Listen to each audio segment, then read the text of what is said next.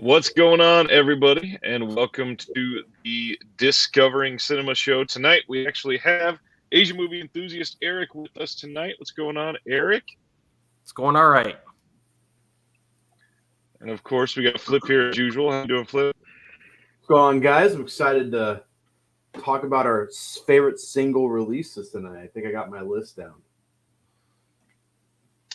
There is so much to go over from this year. Eric and I were just talking before we went on stream that it seemed impossible to get things down that I thought were 2021 releases, and I went and checked, and yeah, lo and behold, a few of them were still 2020. I don't know how I messed that up. What's going on, Beaufort? And Dave's here. Jeff's here. By the way, as we're talking, please, guys, share your favorite. We're going to be going over single releases from 2021 this year. We each got 20 of our favorite single releases. And what we define, Nerd is doing cartwheels. What's going on, Flickering Waves? What we defined as single releases is any release that had one movie in it. Just one movie, which means like the Sabata trilogy is out. I want to include it. I had the Django release in my pile, and then I realized, no, that had a bonus movie. I can't include that. Demons 1 and 2. Yep, immediately knocked out. What's up, Eric? With this list, since we're doing two more shows, I did not want to include any 4K. So no 4Ks. No 4K? No. Wow. Single Blu-rays that I really liked. I cannot wait to watch this one, Dinner in America. It's the same guy that did Bunny Game. Have you seen that? I have not seen Bunny Game, but I've seen Dinner in America. I need to watch that one. Well, first thing we always go through. I got something to show off. Can I show it? By all means. I got the Shawscope Volume 1 in the mail, dude. This is just the box because I've been watching. I'm on disc 3 already. Nice. Dude, this is the most incredible box set we have this year. I wasn't as hyped on this as I was Cinematic Vengeance because I have seen all these movies at some point in my life. I own multiple versions of most of these movies, but the transfers on these are like, it's like seeing it for the first time. It really, really, really is. Like, they're beautiful. I'm on disc 3 so far. No audio or video issues. Special features are great. I actually like the book. I wasn't a big fan of it when it was in Godzilla, but I think this and Zatoichi do it pretty well. Where you like the book is really well built. The book that houses the discs is incredibly well built, and then the actual book, the book with the like information on the history of Shaw Brothers, that one's not hardcover, which sucks. I'm kind of surprised they didn't go hardcover in that. I was really surprised, and getting it back in here is a huge pain in the ass because it's so long and floppy. That's what she said. That it's kind of hard to fit in there. But man, I'm just blown away by this set. And I was talking to a friend, and he heard a rumor that you guys remember AGFA? AGFA licensed about 30 Shaw Brothers titles. About I'm gonna say like 2018, I think is what it was. And the rumor is all those movies between 88 and Arrow are going to get a Blu-ray release. So there's 30 movies that they licensed. So there's stuff like Holy Flame of the Martial World. Yeah, that's going to be awesome. A lot of the horror stuff. So I think Volume 2 is going to be a little different than what I was expecting. So I was expecting pretty much Dragon Dynasty to get all all their stuff put out, but it looks like they might be going a different route. But man, Volume 2 cannot come soon enough. I'm super pumped. And honestly, I would not be surprised if we hear about that soon. I think it will come sooner than later. And then I have a question for you, Ryan. Is Years of Lead sold out? The limited edition?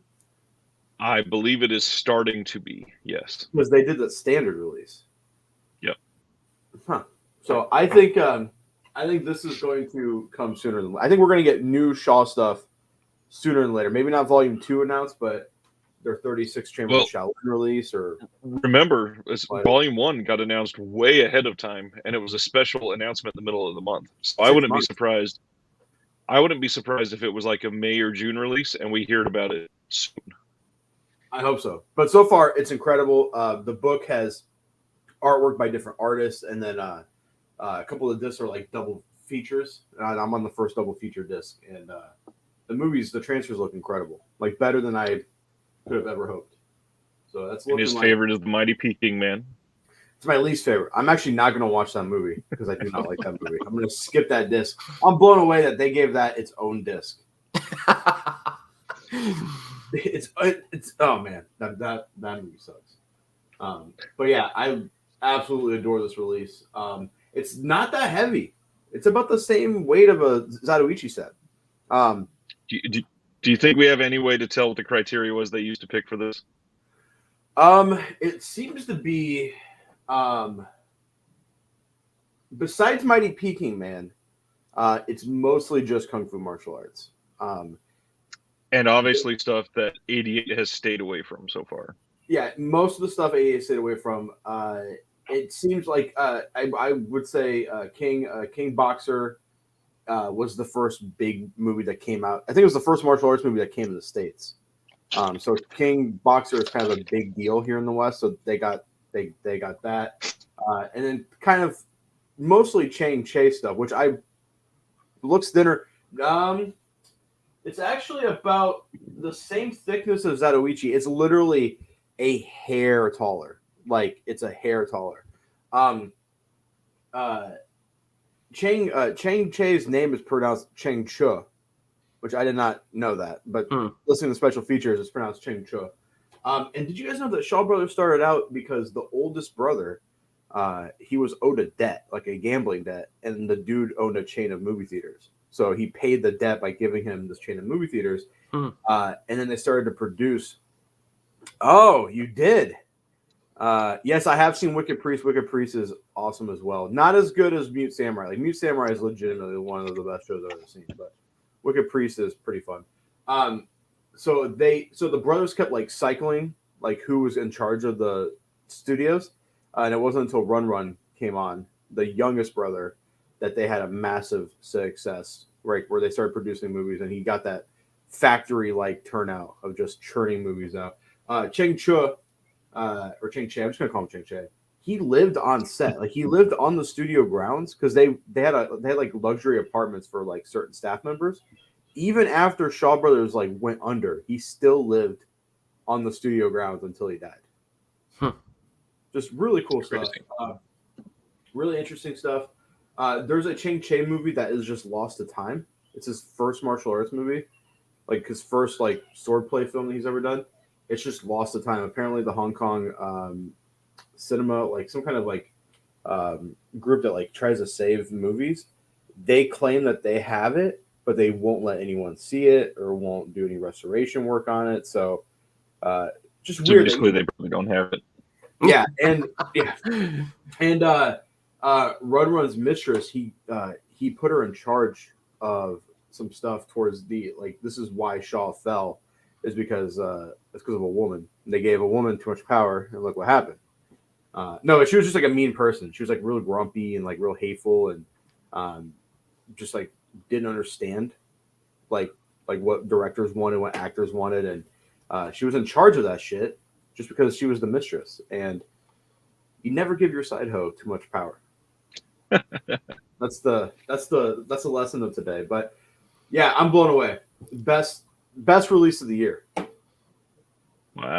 If there's no audio and video issues, best release of the year. 6 replacement discs. I would be furious.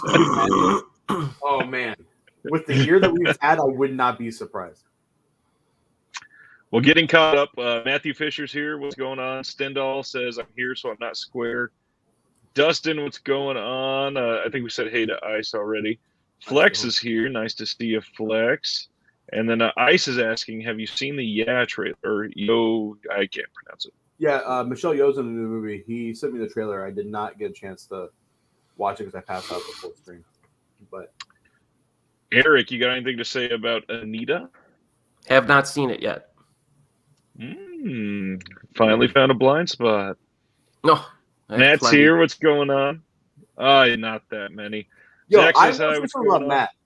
Matt Shields looks like a more handsome version of Shiro Demacia from Gamora. Google Gamora, and then look at Matt. He looks like Shiro Demacia, but better looking. I can actually see that. In fact, I might be able to have it right here. Or do you have oh yeah, he's on the cover, isn't he? Of season 1? Well, it's not clear. Only 2 more But episodes yes. and this is over, man. Only 2 more episodes. Yeah, I could definitely see that. You guys have any pickups? Here's season 2. Yeah, he's in the background there. There's Matt. Pickups. Yeah, I got a few. I finally got in. I'm super behind you guys, but I got in Sailor Suit and Machine Gun finally. From our friends at Cinema Classics, which, by the way, that's where Flip got Shawscope so quickly. And if you want to get stuff super ahead of time, if they are distributed by MVD, cinemaclassics.com will get them in and shipped to you faster than pretty much anyone. And speaking of that, months early too. Exactly what I was going with. This has not been released yet. This is Film Noir: The Dark Side of Cinema 5. Oh, you got that. Got it in from Cinema Classics already. I got in the Sherlock Holmes Vault collection. It features Sherlock Holmes' Fatal Hour, The Triumph of Sherlock Holmes, Silver Blaze, and A Study in Scarlet. This is from the Film Detective. Really cool set. And the limited edition set with this came with a bunch of stuff, like a giant magnet, a Sherlock Holmes calendar, a Sherlock Holmes notebook, and a whole bunch of other stuff. Going with one of my favorite new-ish labels, Imprint. I finally got in big screen British comedy. This is a giant box for this, and really good. They've got Dad's Army, Steptoe and Son Right Again, and Are You Being Served? One big thing I love about all the box sets, they're all shaped exactly the same, and they look identical, and they're great. Absolutely great. Ice wants to hear Flip talk about those discotheque announcements. The discotheque announcements are pretty solid. They did not announce what I was thinking that they were going to announce, because they have some stuff in the cooker that is just going to blow people away. But I thought they were pretty solid announcements. They're almost done with all of Lupin the Third, which is crazy. They have almost all of Lupin. A couple of new mecha shows. But Ryan, you might like this. They're putting out Street Sharks. I posted it, yeah. Yeah, they're putting out Street Sharks. It looks and good. Sonic. Well, I mean, Sonic sucks, but Street Sharks. Sonic is way better than Street Sharks. I'm kidding. Street Sharks is just awesome. Yeah, Street Sharks is pretty good. I'm not stoked that it's going to be SD on Blu-ray, but hey. Hey, no. Justin, my friend who does the encoding, incredible. My favorite releases from them are SD on Blu-ray. Just incredible.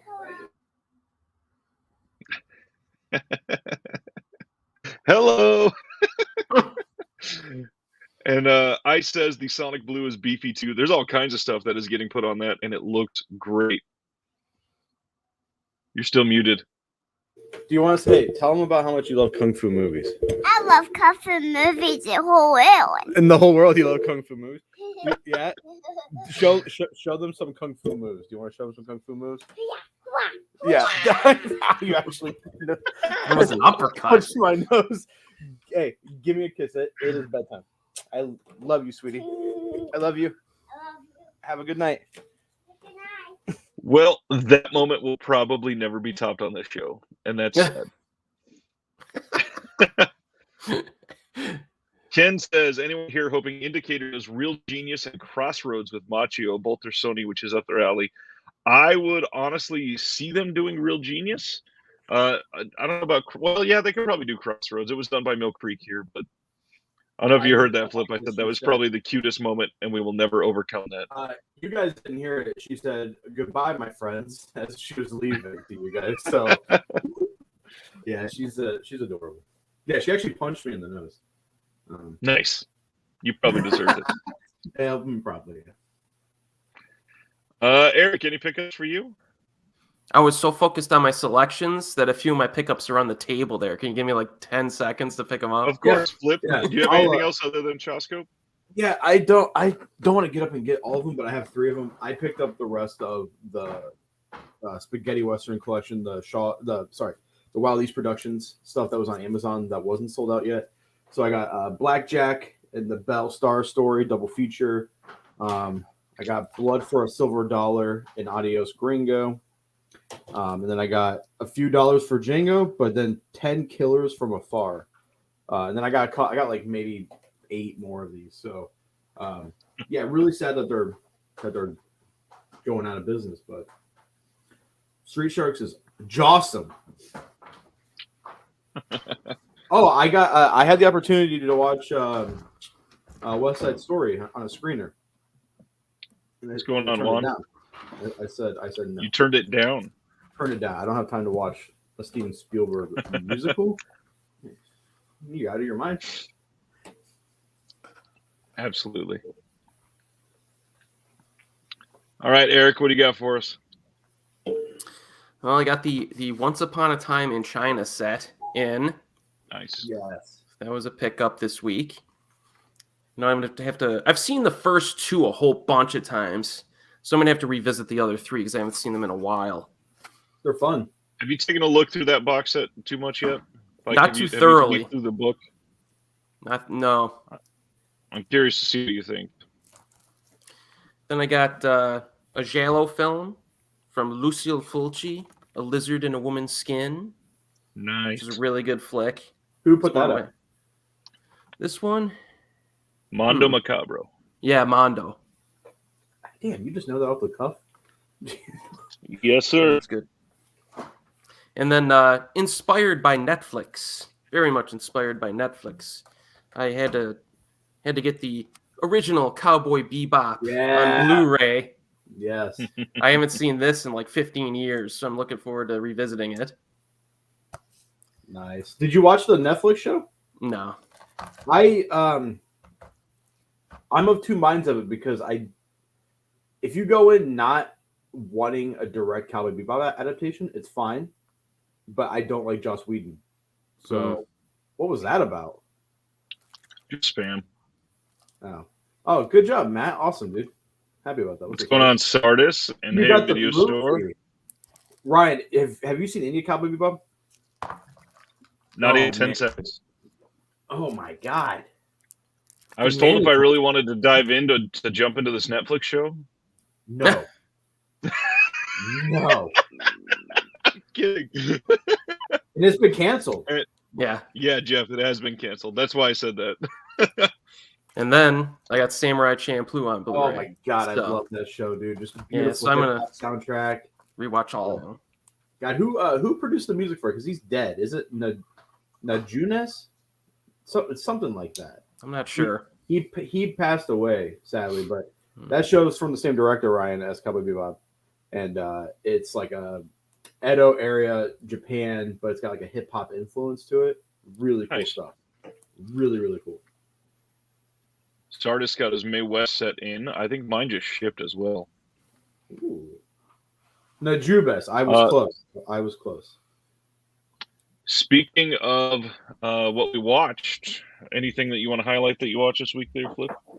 I watched. I rewatched Remember the Titans, and made me really sad. Remember, it made me it made me think of being in high school on our way to an away game. Everyone in the bus being rambunctious and hyper. Besides, It's great. I just got that in the mail yesterday. I'm giving that to my kid for Christmas. It's so, dude. Oh my god, your kid who's obsessed with football is gonna love that movie, dude. That movie's so good. That movie's so good. I rewatched The Long Good Friday since I am Bob Hoskins apparently. I rewatched Shot Caller. Have you guys seen Shot Caller? Mm-mm. It's got I think so. I don't know how to pronounce his real name, but it's the guy who played Jaime Lannister in Game of Thrones. He goes to prison and it's him like having to deal with like the white supremacists there. It's an amazing movie. It's from 2017. I would highly recommend go see that. And I also watched Breakheart Pass, the new Kino release. It's a fun movie. It's a fun movie. It's not like anything, mind blowing, but it's a good movie to have on in the background while you're doing other stuff. It was good. It was fun. But besides diving into this, obviously, I didn't hear about this. Kent Carlson says Peeping Tom is coming to 4K from BFI. That actually sounds awesome. I don't know anything about the movie. I just know that when I was a kid, we had a Peeping Tom in our neighborhood. Well, that's coming in 4K. Is it really? That guy from my neighborhood, he's coming in 4K? He was coming in something. No. And it's funny because it ended up being a kid I went to high school with.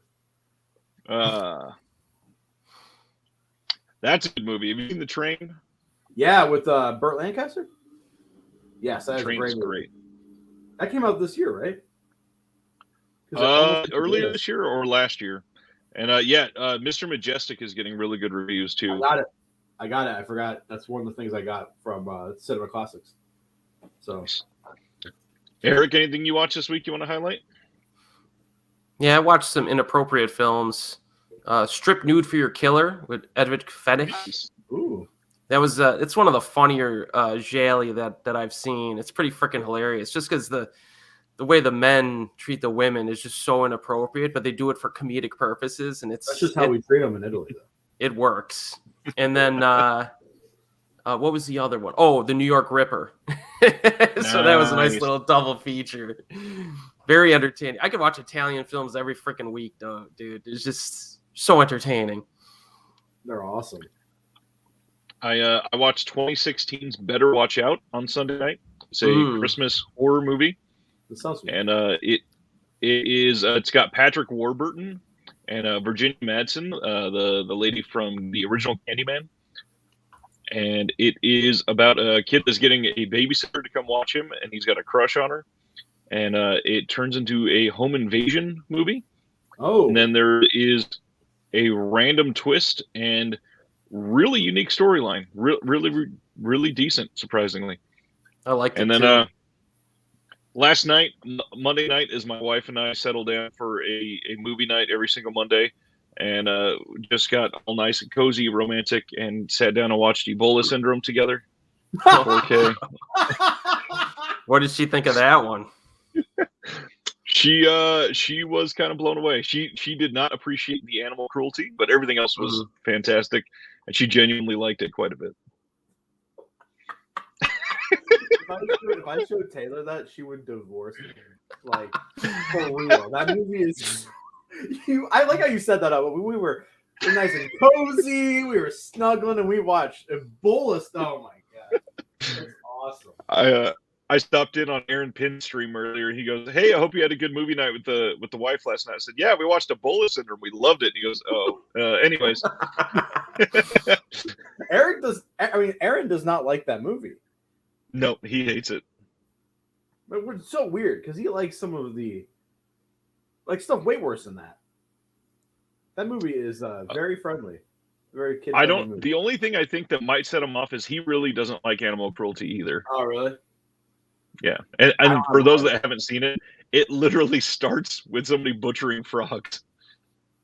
Oh yeah, that's right. But that's fine. They're delicious. Frog legs are really tasty, actually. Good. You know what's funny? If you look that up in IMDb, the only piece of trivia is it says Anthony Wong in the DVD commentary says, "I'm not the one that killed those frogs. I promise. I think it's cruel." You said that. Yeah. You guys know that the director went on and did like big like Chinese box office movies. Yeah. Herman Yao. Mm-hmm. He went on. I mean, it's kind of like I wouldn't say he's like the Chinese Peter Jackson, but like started off doing that shit, and then he's doing stuff that's like massive in the box office. Yeah. Shockwave 1 and 2. Just like crazy, like just it's so weird to watch his career just go from that to being like mainland, It's awesome. It's cool. I just got my shipping notification, so I'm gonna have to make the employees watch it. The employees that we have left, the delivery drivers. Be like, all right, guys. I was shocked looking up Anthony Wong. He's got like 216 acting credits. Dude, really? Anthony Wong does? He's got so many, and he's still doing it. It's great. Let's see. We got. He looks good for a guy who's 60. Need the Third Man on 4K. I would see that happening soon, most likely. Actually, Dustin says he watched Nine Souls and King Boxer. Dave is watching Lost in Space. Ken wants to know, is Anguish still owned by Blue Underground? I believe so. And this is one for you, Flip, from Juan. Did you see Disciples of Shaolin yet? We'll talk about that later. We will definitely talk about that later. Maximus got Severin orders in. Lucky you. And then this is a big topic of conversation right now. Eric's locale is giving me Major Edward Scissorhand vibes. Anyone else feel that? No. I haven't seen that movie in so long. Edward Scissorhands is so good. Flickering Waves just watched Dial Code Santa Claus on the big screen. That'd be a blast. On the big screen? Nice. Let's get into it. For everybody, just to go into it one more time, we are doing the top 20 single movie releases of the year from any label, any boutique label, any studio, anything. The only criterion we got was it can only be one movie. Fanatical Dragon, what's going on? The brother from I believe he's Scottish mother. Fanatical Dragon. All right, tonight, let's have Eric tip us off at number 20. All right, I have a few disclaimers. All right, number one. Already. I had 20 movies ready, and then a few hours before the stream, I realized some of them were late 2020 releases, so I had to scramble and add a few, all right, and replace a few. Number two, some of these films are a little bit of a bare bones release, but I like the film itself so much, it may have made my list because of that. Okay. Some other things I contemplated was that it's possible impact for future releases for like that director or genre film determined if it's on the list or the ranking. And then the quality of the release itself, of course. So, yeah, my first few, I don't know. We'll see.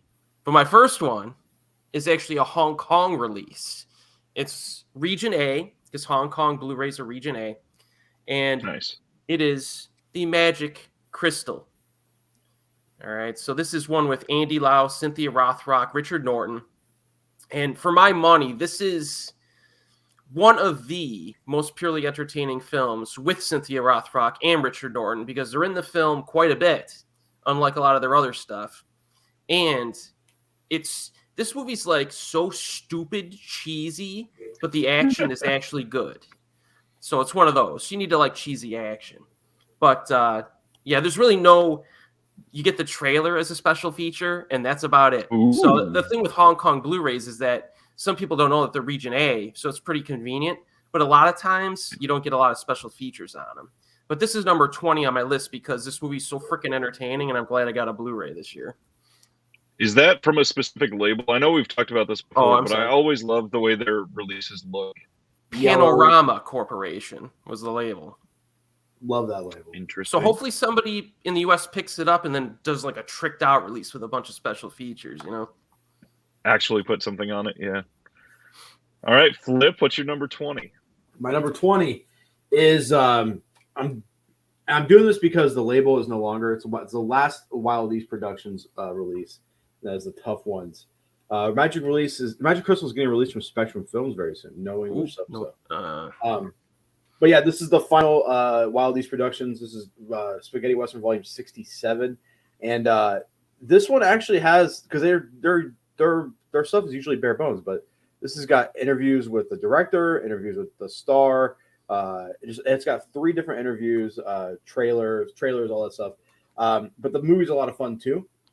It's about a guy who gets released from prison from a woman, and he's crazy, which Thomas Million plays a great crazy guy. If you've seen any Eurocrime movies that he's in some Jellos too, right? I believe he's in a bunch of shit. He's like the go-to maniac looking guy because he's just crazy hair, you know. But this is just a fun movie, and I'm putting it at number 15 because people need to get this. I don't know if it's 20. still available or not. 2021. Sorry. 20. Oh yeah, number 20. Sorry, number 20. This is one of my favorite releases of the year. More so because the label is no longer around, so it's kind of a goodbye to it. You know, Makes sense. And when you were reading it out at the beginning, I think you said the tough ones. For anybody that didn't see it, it is called the ugly ones. The ugly ones. The tough ones we'll talk about later. Sorry, there's so many. My number 20. I'm gonna pull an Eric here and say a caveat on mine. You have heard me talk about a bunch of these, but I really want to highlight them again, and I'm probably gonna be posting some of this on my own channel. So that's actually a good segue to remind everybody. In the description below, you will find a link to the new Discovering Cinema channel that we're gonna be posting this on only on that channel starting after the first of the year. It won't be on Flip's channel anymore. Won't be on the Disconnected channel anymore. It will only be on Discovering Cinema. So go, by all means, subscribe there so that we can do this again together. My number 20, I did talk about earlier this year, and I hope everybody watches this at some point. Benny Loves You. This movie is freaking amazing. I keep in mind, a lot of my picks are not going to be like Flips and Eric's tonight.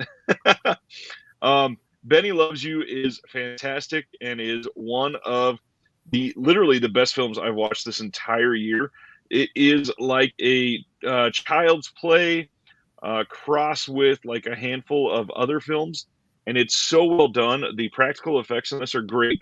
There is some really good CGI, but it is just a fun, bloody, over-the-top movie, kind of like Child's Play, and it goes there in a lot of different scenes. The big thing on this is it does have a commentary, and if you watch that and you listen to it, you learn the director literally put his entire life into this. It took like 6 years to make this movie, and he put his entire life savings into it. And more people need to support this. This movie is really well made. This came out from Dread Pictures this year, and it has been a blast getting to see it. You can kind of see it. I have my own little Benny hanging up in the corner of my room there. He looks like a demented Elmo. Yeah, that's awesome. And he says a bunch of the catchphrases from the movie. I love it. Eric says he watched Benny based on your recommendation. Pretty fun. There you go. I will say All Ryan's recommendations are usually spot on, like really good recommendations. Good. So, Eric, what's your number 19? All right, this one is a more recent film. And again, it made my list for peripheral reasons. But I included The Maid on my list for this year. Now, this is a Thai horror film. And any modern Thai horror representation is going to get brownie points from me. If you decide to watch this, don't read anything about the film. You're going to have to watch it blind. Because even the back cover of this gives away some stuff, I think. Really? Now, this was released by Epic Pictures, by the way. So... first time I've ever bought for them. So it's kind of odd. It's the same label as Benny Loves You. Oh, wow. There we go. Little Epic Pictures representation. Dread Pictures, yeah. All right. Nice. So the really special features, you get some deleted scenes on here that you could check out. But yeah, the transfer is pretty good. It's a very entertaining film. And a lot of Thai films in general really are getting the shaft lately in terms of physical media in the U.S. So I'm glad that maybe this will get a few more released. Flip. My number 19 is a movie that when I first watched it, do you ever watch something and you don't understand it right away because it's maybe not, you don't share the same life experiences as the main character. This movie is about a woman, so a lot of the stuff went over my head until I went and watched. But when I went and watched, video essays, when I finally read the book and then went back and rewatched it, I got a lot of the stuff, and it is one of my favorite westerns of all time now. That's Johnny Guitar. Nice. From Eureka. Just an amazing release. It seems like a lot this year, Eureka and 88 specifically, were putting out these nice deluxe editions for single films. And this is one of them. I didn't know that this was going to be a hard sleeve, slipcover. It's got an amazing book. If you guys haven't seen this, have you guys seen this at all? I have not. I've seen a cut version of it on TV years ago. On the back here, it says misunderstood by U.S. audiences upon its release, and I was like, yeah, that was me. I was like, what? I thought it was good, but then I was like, that was all right. Why did that get a Masters of Cinema release? And then I, read the book, watched a couple of video essays, and was like, oh shit, that movie is actually phenomenal. So highly recommend it. And that just recently came out, like November. I think that came out 2 months ago. Oh no, October. It was September. It came out the same day as Duel to the Death. That was like the double feature. The Duel to the Death and the guitar. Yeah. That is a good release date for Eureka. Yeah. All right. My number 19 is one that I'm kind of worried Clip is going to have in his, but knowing him, he probably doesn't because a lot of it is going to be Asian cinema.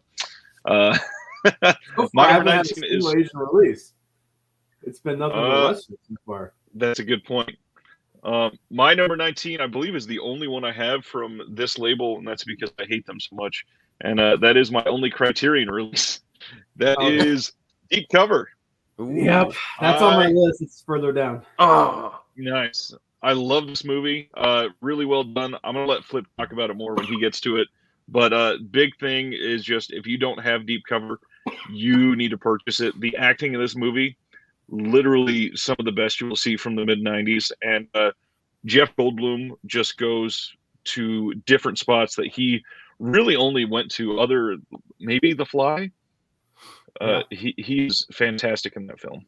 And that one guy, Larry Fishburne, looks just like Lawrence Fishburne. Just phenomenal actor. Just a little younger.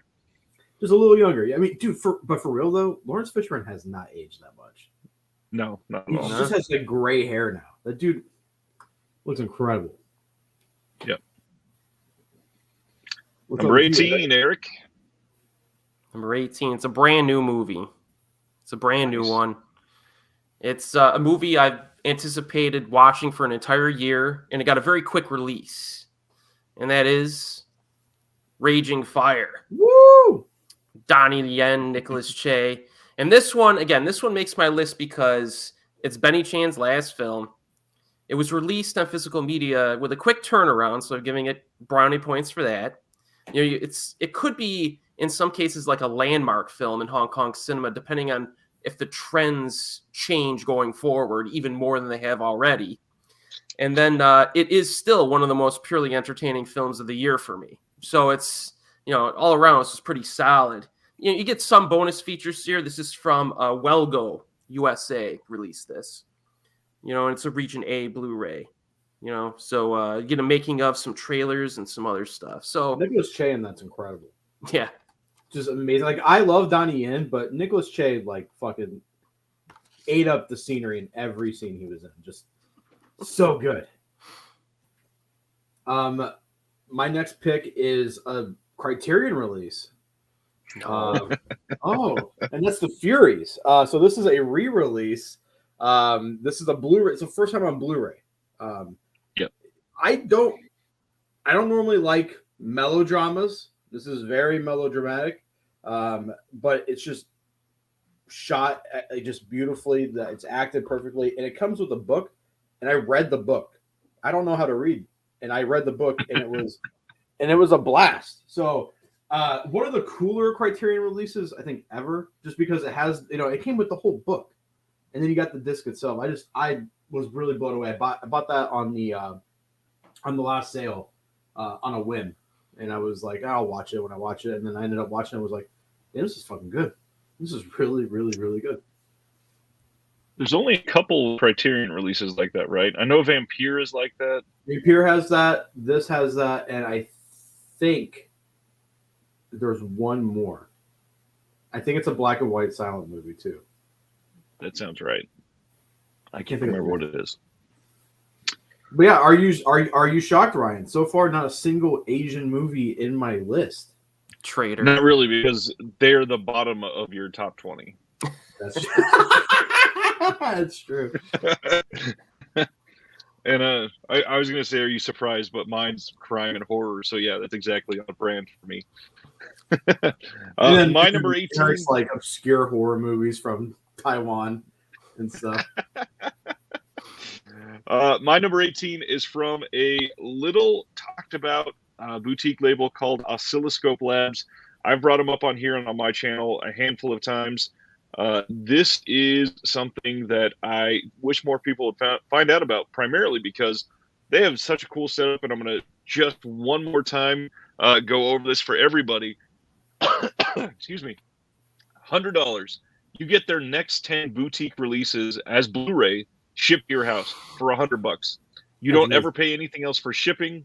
You get the next 10 releases, which is ridiculous. And while you're in that circle of trust, you also get 50% off of their entire catalog.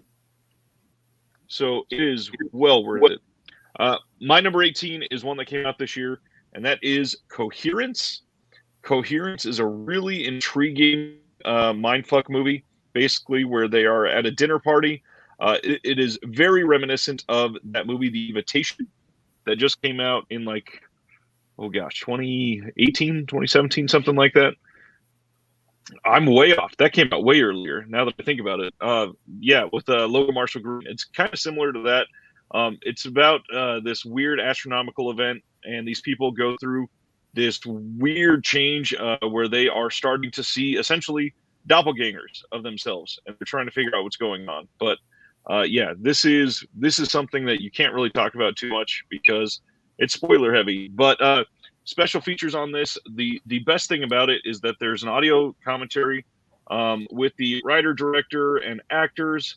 And the big thing that really hit me hard was the behind the scenes for this, because they explained literally the entire cast and crew numbered 9 or 10 people, something like that. And they didn't tell the cast what the entire story was going to be, and they fed them their parts, and they just kept them in the house for 4 or 5 days to get it filmed, and it turned out incredible. Really well done. The only thing I will say, I don't love their packaging on some of these. This is the interior. It's just a paper disc holder when you open it up, and that's it. It's kind of flimsy. It's not an actual case, but it's pretty art, at least. But yeah, the rest of it's got a decent slipcase. You're close to selling me on a oscilloscope. You're very close. The big thing, the 50% off of their entire catalog while you're a Circle of Trust member is crazy, because they have a couple sales throughout the year, but the fact that you can be a Circle of Trust member for literally a year and a half while you're waiting for their next 10 releases to come out, and that whole time you can go buy everything in their catalog for 50% off.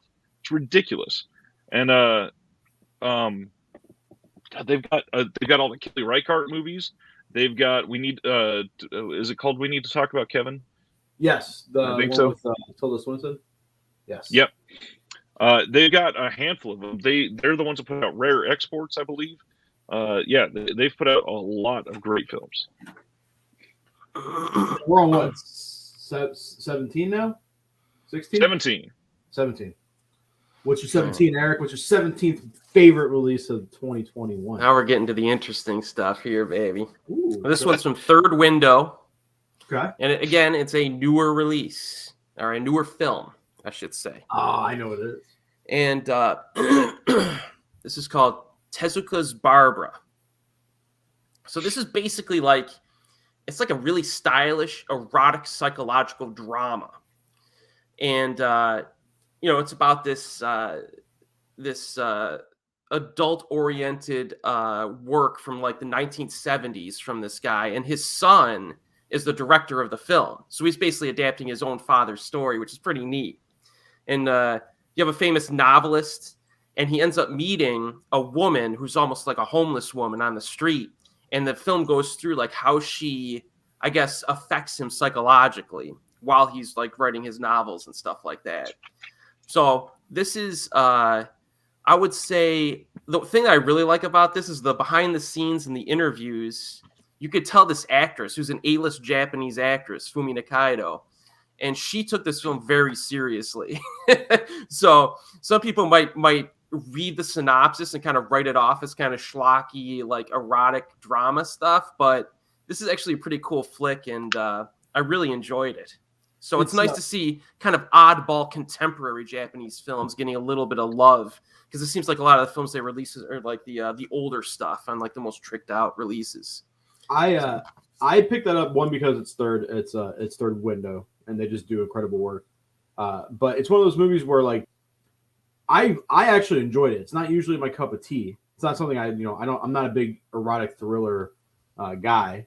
But it's one of those movies where I watched it, I was like, damn, that was really fucking good. It was like really well done.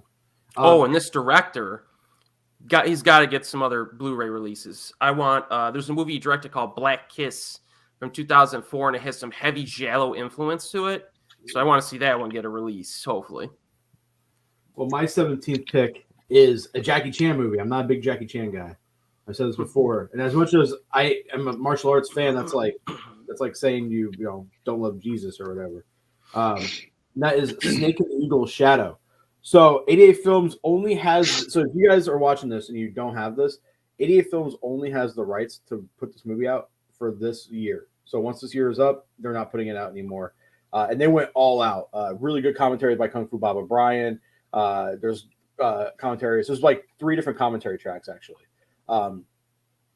It's got lobby cards. It's got the original Cantonese mono and Mandarin mono and the English dub. Like they went all out on the release that they could only put out this year. Amazing artwork by Kung Fu Baba Brian. But this movie is important because this is the first collaboration between Jackie Chan and Yoon Woon Ping, who a year after this movie made Drunken Master. And Yoon Woon Ping, we know him as the guy who in the West know him as the guy who did the fight choreography for Crouching Tiger, Hidden Dragon, The Matrix trilogy, and fucking Kill Bill. So like he's just so like astronomically important. And it's a pretty good movie. It's not my favorite Jackie Chan movie. That would probably controversial. I think my favorite non like action Jackie Chan movie, probably like old Jackie Chan movies, Shaolin Wooden Men. Just because it's so weird. It's like unlike anything else he's done. But yeah, go pick this up. This is slightly censored because there's animal cruelty, but in the UK you can't have animal cruelty, so they cut out like I think 2 seconds. Wow. Disrupts flip signal for the Jackie Chan comment. No, I love Jackie Chan, but like I've said this before. For me, my Jackie Chan, my martial art Jesus is Jamie Wang Yu, which we'll talk about later. Because I love his movies more. I love Jackie Chan, obviously. But this movie, only the rest of the year. So if you don't have this, go pick this up. Look at that artwork, dude. Yeah. It's so fucking good. It's so good. And it has a poster in it. It's just, oh man, dude. Incredible. It's kid friendly. I watched it in front of the kid, and she was like, "Oh yeah, you guys saw her. She learned her moves from it." Yeah. All of her uppercuts, yeah. Yeah. All right. My number 17 is, I think, my only pick from Imprint that I just mentioned in my pickups, and that is from 2002. I love the fact that they, I think this is either the first Blu-ray release for this film, or at least the first decent Blu-ray release for this film. And it is really well done with lots of extras. That is the Mothman Prophecies. Once again, that movie, dude. Imprint just, man, I don't know what's going on. This thing is like stuck in there. I just threw the movie. So all of their limited edition releases come in the slipcase. Slip this out. It's got the original art on the inside, but tons of features on here. Audio commentary by the director. 99 Will Die, directing the Mothman Prophecies, an interview with the director. There is a documentary, making a featurette, half-light music video by Lowe, deleted scenes, search for the Mothman documentary, theatrical trailer, steals, of course. But yeah, this movie is genuinely really well done, and it's Richard Gere and Laura Linney, which is kind of like old school actors, but it doesn't feel old school while watching this film. It feels a lot more modern, and I think one of the big reasons I like this is it came out in a really dry period for horror. Like 99 to like 2004 was really not a great time for good, unique, innovative horror films. And this came out in 2002 and was kind of just a decent little break in the middle of that time frame. So it was nice to be able to have something decent in between all the trash.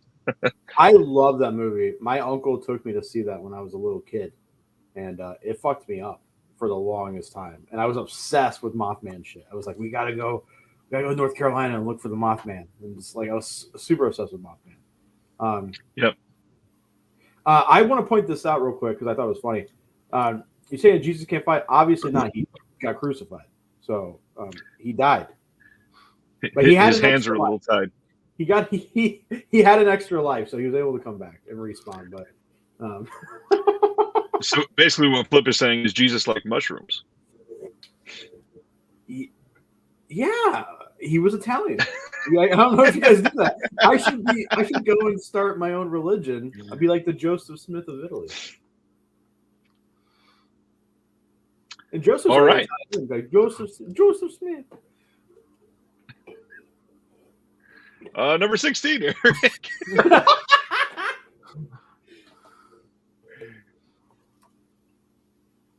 I guess it's drink taking time. It's my turn, right? Yes, number 16, please. Irezumi from Arrow Video, baby. I'm really happy the amount of love that Yasuzo Masumura has been receiving lately. And this continued that momentum. So this is, this one really kind of interesting little story. And this one was from the 70s, I believe. And, it's about a woman who basically alters the lives of the people around her. And it's really neat. You know what I mean? Really neat flick. Good story. You get good special features on this. Newly filmed introduction. You get an audio commentary by David Desser. So it's a pretty solid release for a film that I was actually kind of surprised when this one necessarily got announced, because if you look at the director's career, this is like one of his least known or lesser known films. A lot of people know him for some other stuff. So I'm really glad this got a release, and we're getting Red Angel next year, which is probably my top 2 or 3 anticipated releases of the entire year, because it's arguably the director's best film. So yeah, this is a really cool flick, big release. Eric, have you seen The Great War of Archimedes yet? Not yet, but it is available streaming, so I'm going to watch it soon. What is that? It's a Japanese war flick, I think. Ooh. Eric, have you seen Blind Beasts? Oh yeah, love that movie. My pick is Umberto Lenzi's Tough Ones. We had a really good release from who put this out, Ryan? Grindhouse? Grindhouse Video, yeah. Or Grindhouse Releasing, sorry. But that one I think has the soundtrack. This is just an amazing release. This actually has the USA Brutal Justice version of the film from Grindhouse presentation in this release. So this is like the most almost complete version. If you just threw the soundtrack in, it would be the complete version. This film is amazing. Umberto Lenzi is obviously within this circle, probably people watching, are most well known for his Giallo films. But he put out some fucking banger Eurocrime films, and this one is amazing. On the back it says it's described as Italian Dirty Harry, which I can kind of a more violent Dirty Harry, because I don't think they could. There's a lot of stuff in here that Hollywood would probably never have done. Fucking amazing release. Love it. 88 Films. We'll talk about the other one, but they announced 2 Eurocrime films in these nice, hard cases out of nowhere. And they came out, I think, a month apart. And I love them. I love that artwork too. Like, the artwork's so damn good. But yeah, fantastic. Lenzi is an interesting one. He's put out a lot of really great flicks, a bunch of different genres. He's got a really good eye for what's a good way to say it? Like, I feel like he's got a good eye for movement, maybe. He's just able to capture it in a way that makes you, like, it draws your eye in. I think he's able to capture chaos really well. Mm-hmm. Exactly. Like, because I think a lesser director putting out the stuff that he did, it wouldn't be as good, because he's able to make you involved in the chaos. It's great. Have you happened to watch Hitcher in the Dark? Vinegar Syndrome put that out from him this year. No, I have not. What's that? Is that a horror movie? No, I don't. Well, it might have some horror tinges. I don't recall. Um, yeah, it is. I believe the only Lindsay film that Vinegar Syndrome has put out so far, though. I almost said 14. We're not on 14. 16, right? Yeah, 16. Man. 16. I have blocked 5 different spam channels so far tonight. And we have 40 Okay. people watching, by the way. Can we just address that? That's incredible. Yeah. Oh, look. Thank I you just guys. got another one. Wow. My number 16 pick is one that I am specifically talking about this version of this film because I believe it got at least 3 different releases this year, not just basically from different regions. This is a Canadian release for this film, and this is for a film that kind of took the horror genre by like surprise and by storm this year. That is what everybody calls the new cult classic, Psycho Gorman, and this is specifically the Hunky Boy Ultimate Edition. This is a 3-disc release from Canada, from I believe it's Raven Banner releasing. Nice slipcase, really good art. But the big thing, man, again with these cases, here's the inside art that a lot of people are liking. They put in 3 discs, Blu-ray, DVD, and the soundtrack on CD. And then it came with this merch card for Psycho Gorman, and it came with trading cards. And just ridiculously good all around. Lots of extras on here, if I believe. Let me see. 3 different commentary tracks on this. Behind the scenes featurette, including their FX shop, the Paladin fight, a bunch of other stuff, interviews with everybody, trailers, and more. They're genuinely good to watch because for those that haven't seen it yet, this film sets up its own entire mythos, and that's upside down. And it is awesome to see them highlight how they created some of these characters and go through all of the practical effects that they use, because as you can see, that is PG or Psycho Gorman there, and that is a lot. It is such a crazy, unique idea. Everybody always clamors for unique, brand new ideas, and this is one to support. I won't go so far as to say it's an immediate cult classic, like a lot of people have said over the last year and a half, but It is very good.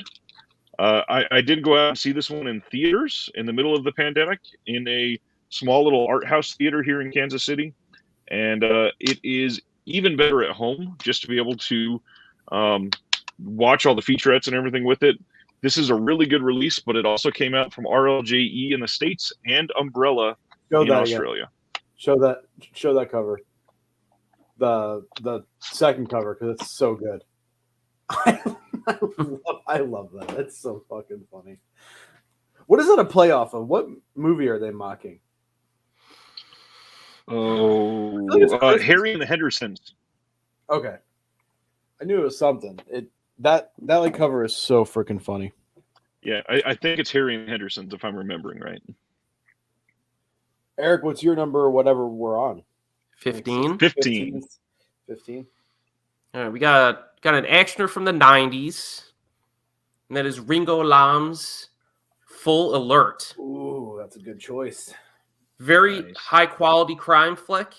It's kind of a thriller action flick. You got Lau Ching-wan versus Francis Ng, 2 of my favorite Hong Kong actors, just going toe-to-toe.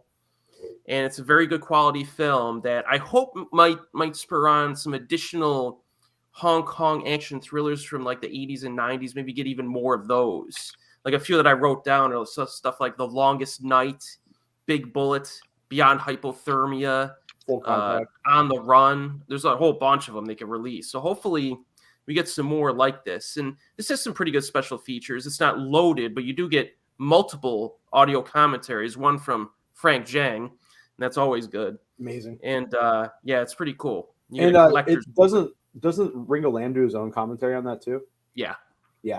That's a great movie. I almost put that on there because I wanted to include at least one of the action movies that Eureka put out, because they only did like maybe 3 or 4 this year, but all of them were just such a vibe. Like Full Alert, PTU, Wild Search, all of those were just amazing. like so good.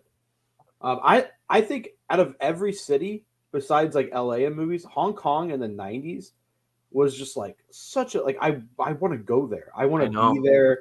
Oh man, it's sad. I know. Yeah.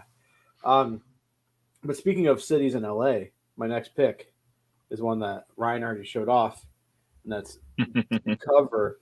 Wow. Blind bought this movie. I went into this completely and utterly blind. And I think I watched it on like a Monday afternoon. I think the girls were at my in-laws' house, and I was like, "Oh, watch Deep Cover," and was just blown away. Was just absolutely blown away. And again, this is one of those weird things where I don't like noir, like older noir movies. Very much a noir movie, and I loved it.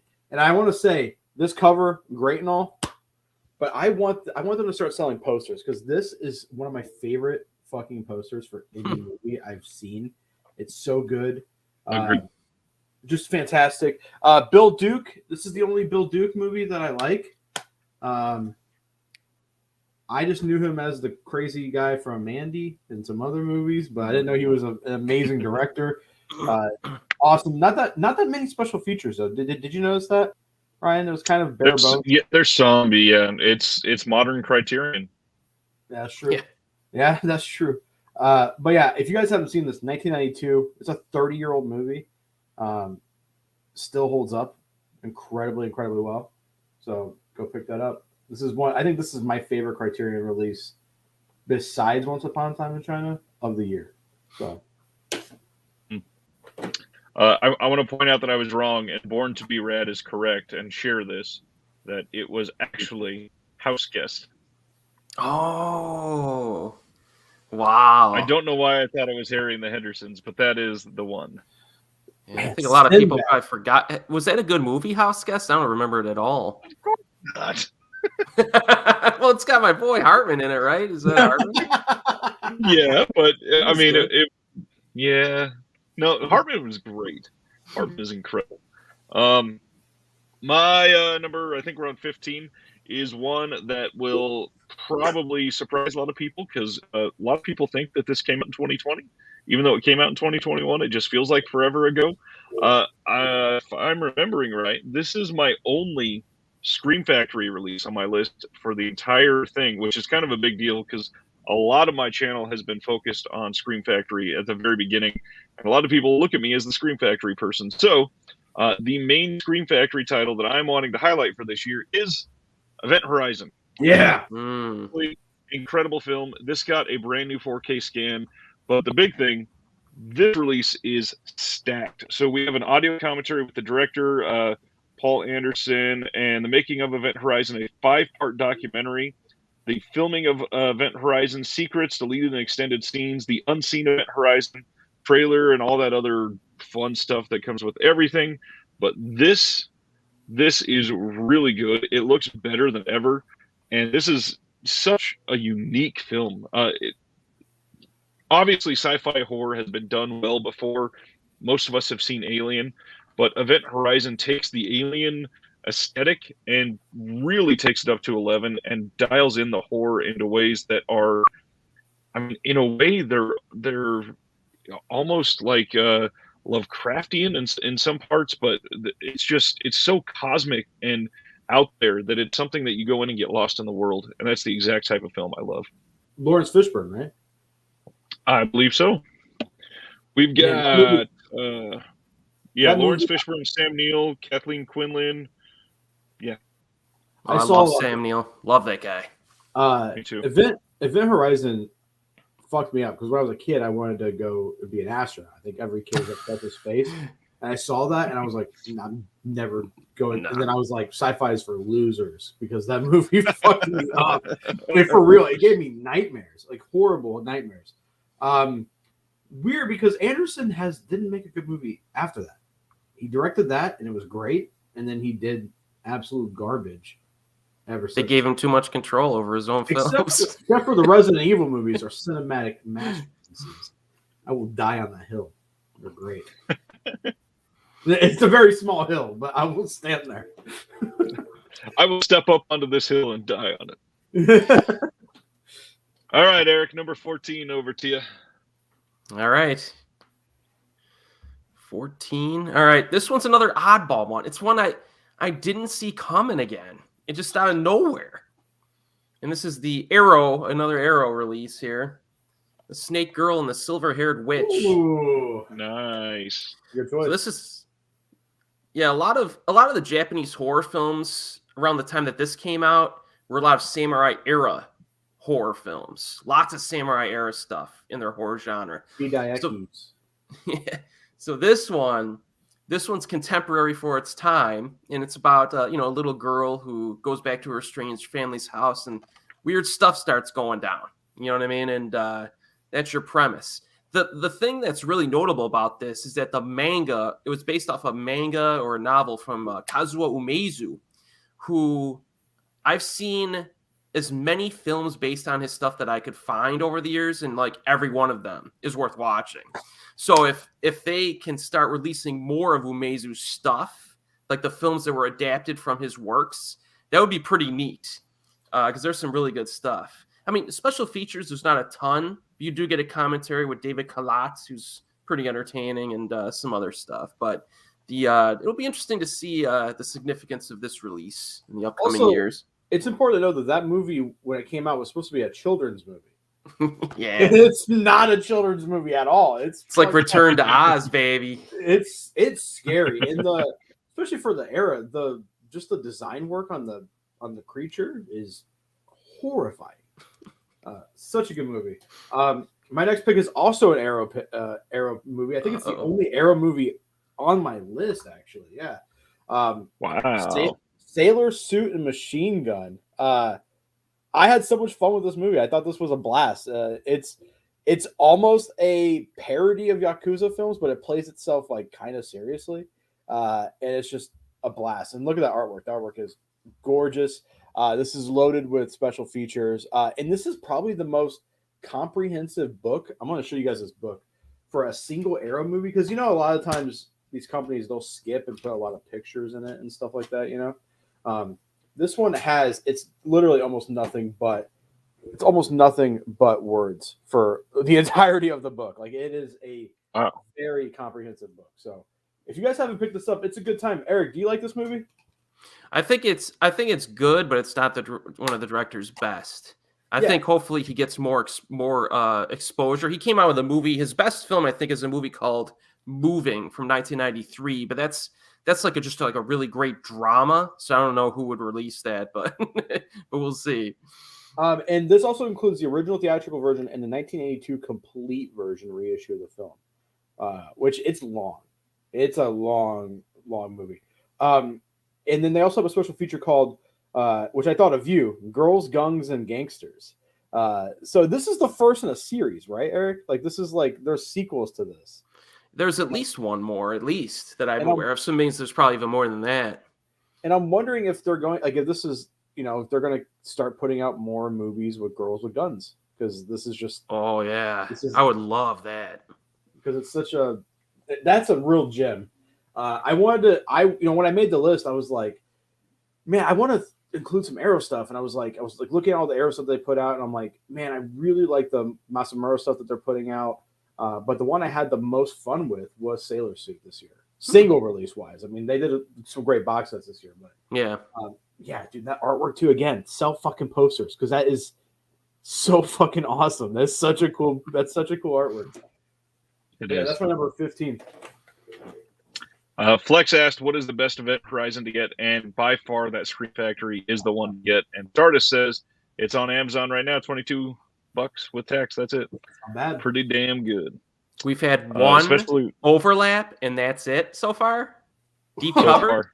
Yeah. Holy shit. And my number 14 is still not an overlap either. My number 13 is going to be an overlap with Eric, I believe, but we'll see when that happens. So my number 14, a lot of people are starting to know me as the Vinegar Syndrome and partner label fanatic that I am.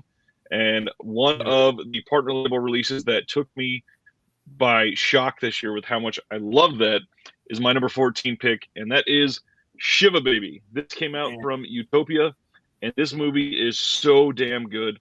Last I checked, this was on HBO Max. Might still be up there.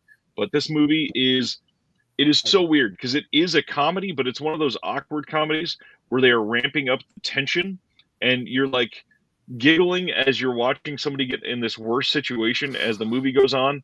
And it is odd because there are some musical moments in this film where it really conjures some of the music from like Get Out. So it's kind of got like horror movie music on the soundtrack, all ramping up into just damn. Yeah, it is. It is. Look at this. Dustin even says it here. It is fantastic and uncomfortable. That is the perfect way to say it. The big thing is this release is here. It's got a poster. It's got the bagel disc that everybody's talked about this year. Bonus features. It's got the Red Band trailer, audio commentary with writer, director, and cast Q&A with some of the cast. Double-sided poster, like I said. Really great release. Utopia is genuinely one of my favorite partner labels from Vish Syndrome that they've been highlighting. So many of their releases, they are shocking how good they are, and they're not getting, for some reason, like Shiva Babies got marketed pretty heavily, but some of the other ones have gotten like no marketing other than on announcement day, and they're great. Utopia is doing some really good work. I want to say that Rachel Sennott, the actress, makes me want to be Jew. Makes me want to be a Jew. She is incredibly attractive. That's all I'm going to say. I'm not going to say. Eric says it's great. Watch it on HBO Max, and it's coming in his Vinegar Syndrome Hall this week. Nice. I actually want to pick it up because it's a good movie. You sold me on it. You were hyped up on it when we first became friends. Oh yeah, like, you got to watch this movie, and yeah, it's great. If I own that, it would have probably been on my list because I think it's awesome. It's a good movie. Yep. Eric, what's your number 14? Interesting side 13. story first. I'm interjecting. I went to a hibachi grill in the U.S. one time. Well, I'm in the U.S., but I went to a hibachi grill here one time because people might think it might have been in Japan, but it wasn't. And I'm sitting at the sushi bar, and the chef is like making my sushi, and he looks at me, and goes, "Are you a Jew?" And I said, "No." And the waitress came over, and she started waving him off. She's like, "What are you saying?" So yeah, that's my story. Are you a Jew? Oh my god, dude, that's incredible. This is Arrow Video, Yasuzo Masumura, Blind Beast. Yeah. Maybe a little bit. And it was just brought up a minute ago. That's awesome. Yeah. So I had to include another one from this director and this label. This is up there. This is number 1 or 2 on my favorites from him, just because it's so purely entertaining. So you have this woman. With Red Angel? Huh? Is it tied with Red Angel? It's a tough choice between the two for me. It is. But, this one's about the girl gets basically kidnapped. And I love the freaking warehouse. This guy freaking is shacked up, and you get these huge like sculptures of like body parts. It's just kind of an odd kind of horror film, but it's really, really quite entertaining.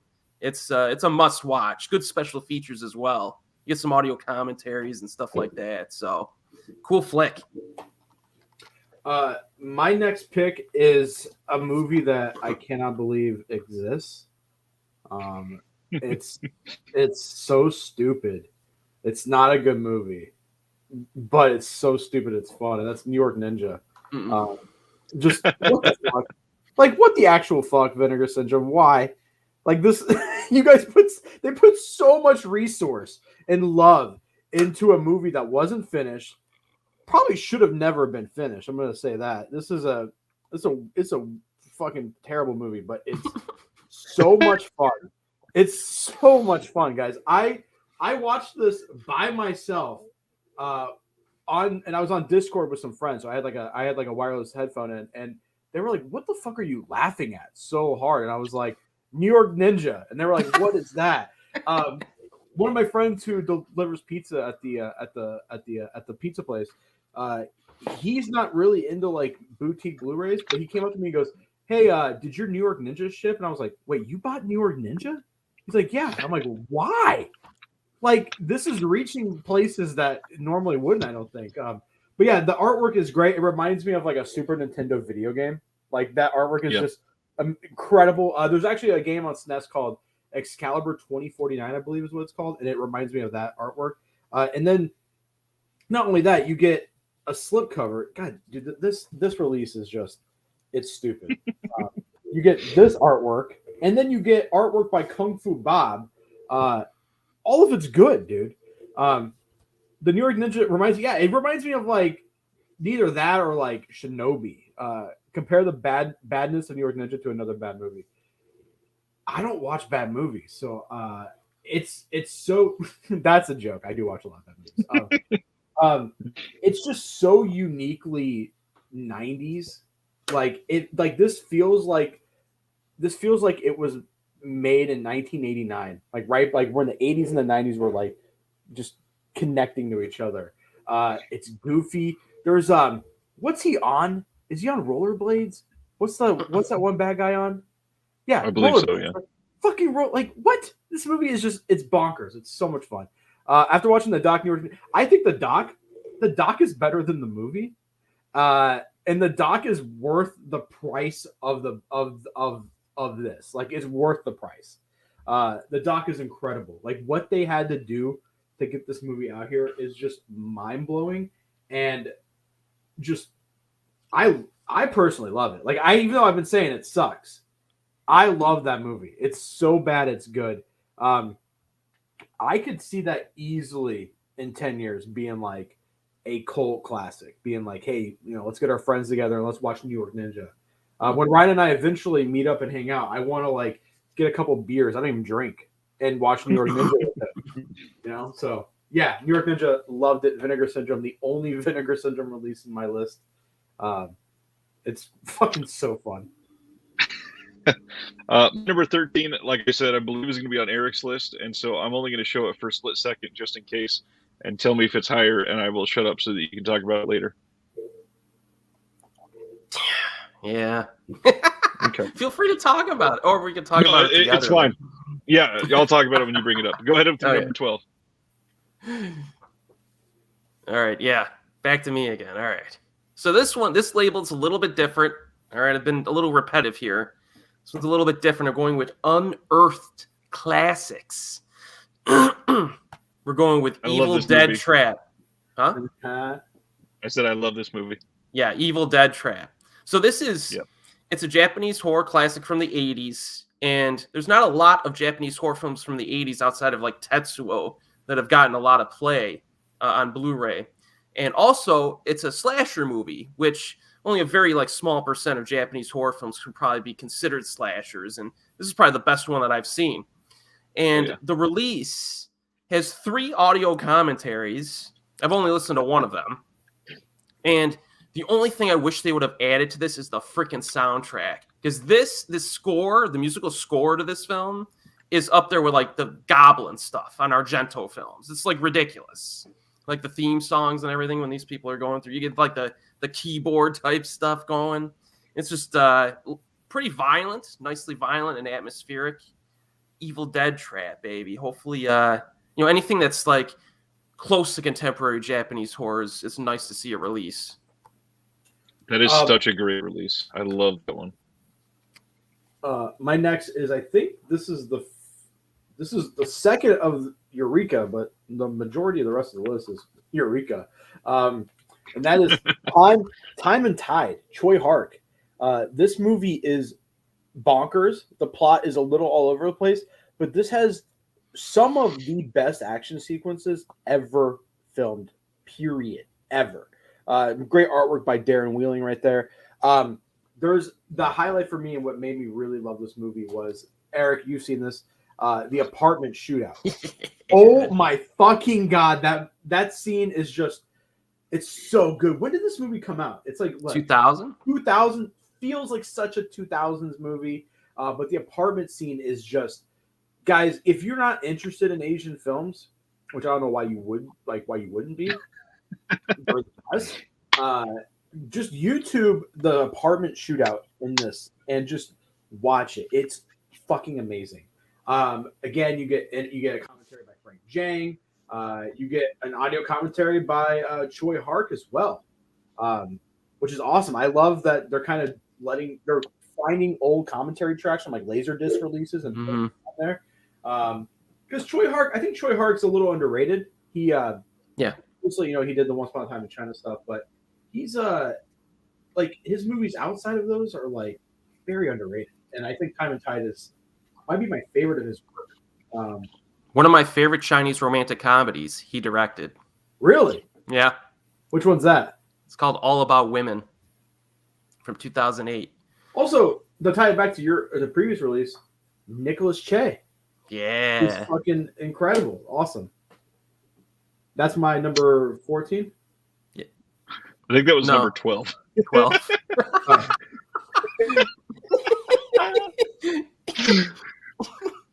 Next week on the show, we're going to learn how to count. Dude, we have what was it last year when we had it was me, Aaron, and Just the Discs. We lost count so many times because we would just go on tangents, especially Aaron. Aaron would just start talking about a movie, and then we're like, is this number 8 or is this number 20? Like, what's your next pick? My number 12, I wanna highlight the fact that we, as a society that loves horror, because I know that this channel is all about loving horror, right, Flip? Yes. We have been very appreciative of 80s horror over the last 10, 15 years. Very nostalgic for that period of time, and I think we are just finally starting to turn the corner into really loving some of the deep-cut 90s horror. And so we're seeing some love shown to some of these titles that, honestly, I never expected it to be able to happen. And my number 12 is a 4K release from Vinegar Syndrome for Ticks. Oh my God. First off, to go over the packaging on this. So this is the outside of a slipcase. This is the back. And then you pull out the actual slipcover for the movie. And there is the back to continue the art there.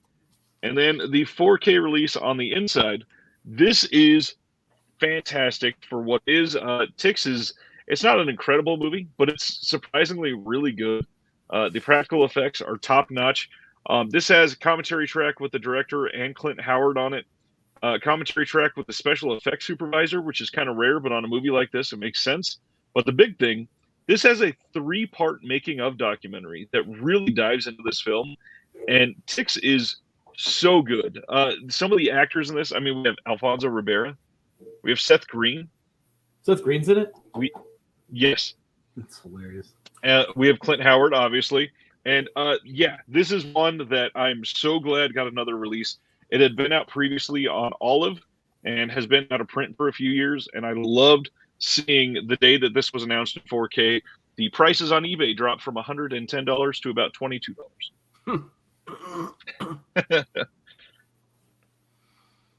Good pick. Number 11, my friend Eric.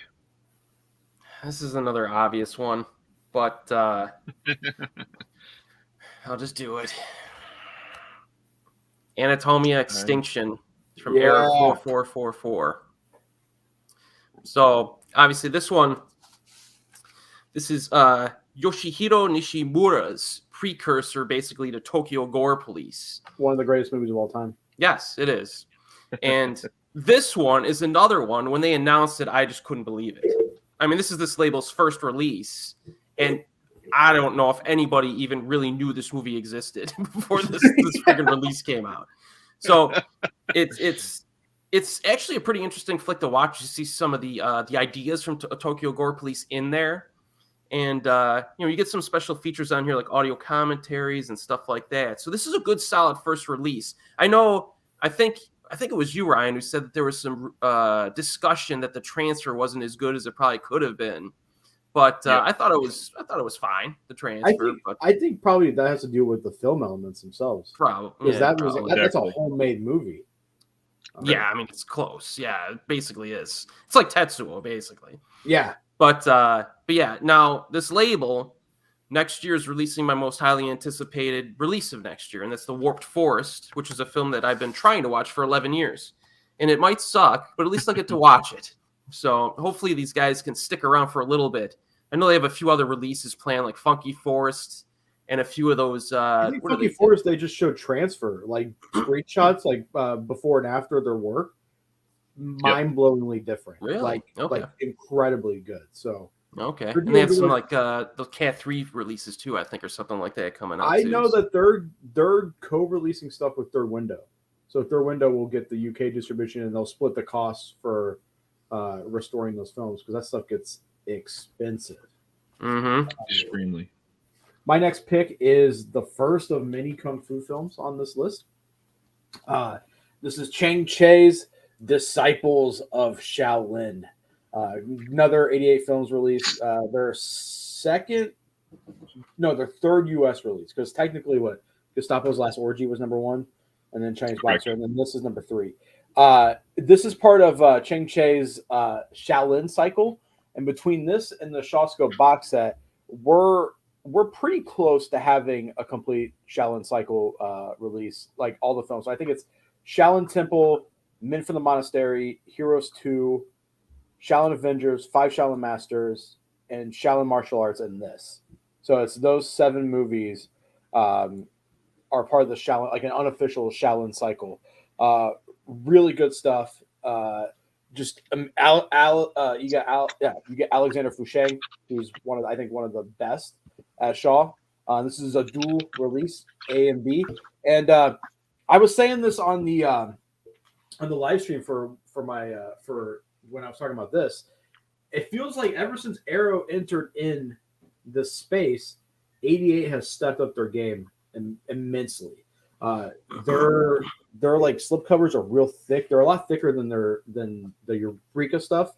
The books, posters, artwork, like they've gone all out on this release. It's not my favorite Chang Che film, but it is nice that we have it, and it's nice that we have almost all the Shaolin cycle stuff. Because I think it's one of besides the Venom Mob stuff and the Wuxia stuff, I think Chang Che's Shaolin cycle might be his best stuff. So, but that's just my opinion. And I have bad opinions, so. Can't argue with that. I'm about to that face. I am about to share my number 11, which means after mine, we will be at the exact halfway point for all of these. And I guarantee you that we are probably going to be speaking a lot more on our top 10 because of the kind of people we are. While I am going over this, why don't you share in the chat films that you are hoping are in some of our top 10s here? Mm-hmm. So my number 11 is one that I've been touting as possibly my film discovery of the year. And what really surprised me as maybe the best movie I've seen this year. And at number 11, I have Severn Films' Siege. Oh, yeah. This is probably going to surprise a lot of people that it's this low on my list. But in all reality, this is it's kind of poor packaging, and it's not 4K. And that's a lot of what I based a lot of this on, is that this is a little lower film quality than it could have been. But in all reality, this movie is freaking amazing. This is the alternate art here. I love it because it looks like the couple from St. Louis that drew gun on the Black Lives Matter protesters. And the features on this, we get an audio commentary with the director and a trailer. So it's a little bare bones, but this movie is so good that it deserved to be this high on the list. For those that don't know, this is a film about a group of people that are in a gay club, basically. I think it's a gay club. Now it's been like 6 months since I watched it, and I can't remember if it was specifically, but they're in a club, and a bunch of what is basically like right-wing activists come into the club and literally just start killing people. And one of them gets away, and they lock themselves in an apartment building, and they are trying to keep themselves alive for that night. This pairs really well with Assault on Precinct 13 from Carpenter.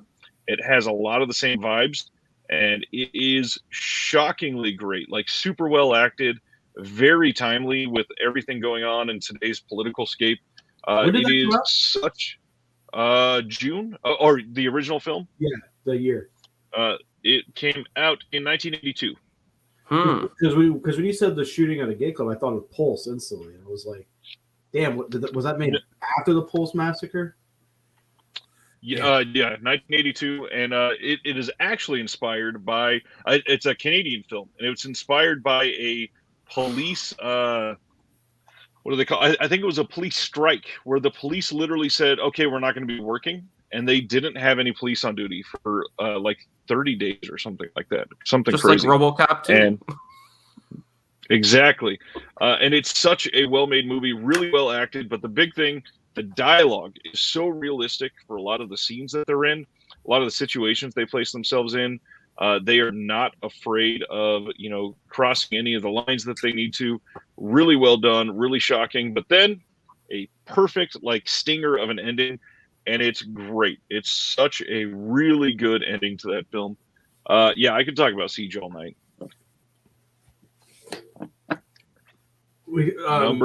I'm curious if Blood for Dracula and Flesh for Frankenstein are anyone's list. Not mine. I can tell you that. Definitely not mine. I knew that neither one was going to be on yours. Wild guess. Someone has to have Dead Man Don't Wear Plaid from Kino. I've never even heard of that. I have it. I need to pick up Siege. It's not on my list. You've been 100% on your recommendations.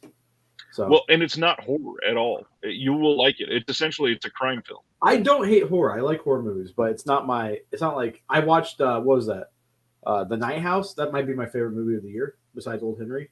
Love that movie. So Ryan, I hope you have Terminal Island in your top 10, says Matt. Says I hate to say it, I don't. Says Shiro. Sadly. So Eric, number 10. Is this it? Are we doing it? We're doing it. We're doing it. Fuck it. We're doing it live. Let's do it. Eureka! Woo! Millionaires Express. That's my number 10 too. Nice. That's my number 10 as well. We have converged. Yeah, this is kind of a Western. You can both speak on it. Directed by Sammo Hung. This release is pretty insane. I can't even read all of the special features because it would just take too long. There's 4 cuts of the movie. Yeah. 4 cuts. Yes.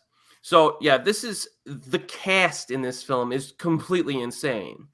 But the reason why it's only number 10 on my list and not higher is because I think the cast is so insane that it almost feels like a lot of them are underutilized, in my opinion. Yeah, there's everybody who's everybody. I mean, you'd have to make it like a 3-hour film to really utilize it. It's almost like a Destroy All Monsters situation, you know what I mean? Yes. Where somebody's going to get shortchanged. But still, it does grow on me every time I watch it, though. I like it more every time I rewatch it. So the release is fantastic. Yeah, that's my number 10. This movie is so fucking bonkers.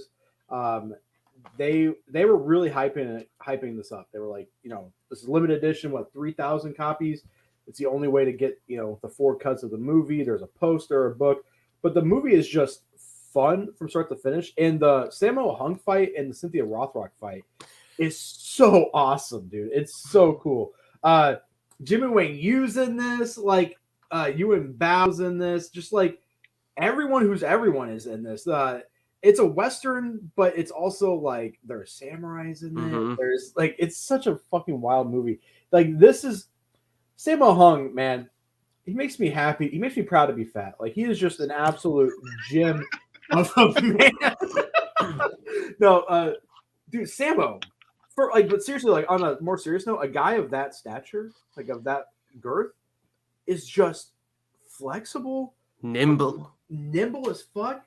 And yeah, dude, this movie, if you guys haven't seen this, it's one of those movies where you're not going in for the plot. You're going in for what is happening. There's a really funny sequence, a hilarious sequence where a guy is cheating on his wife. And a bunch of the are they convicts? What would you call those guys? The bad guys? Yeah. Birds into the hotel room where he's cheating on his wife, and it's so funny. It's hilarious. But yeah, those special features, man. Just look at that. All of that is special features. So far, Disconnected has chosen 7 films from the USA, 2 from Canada, 1 from the UK.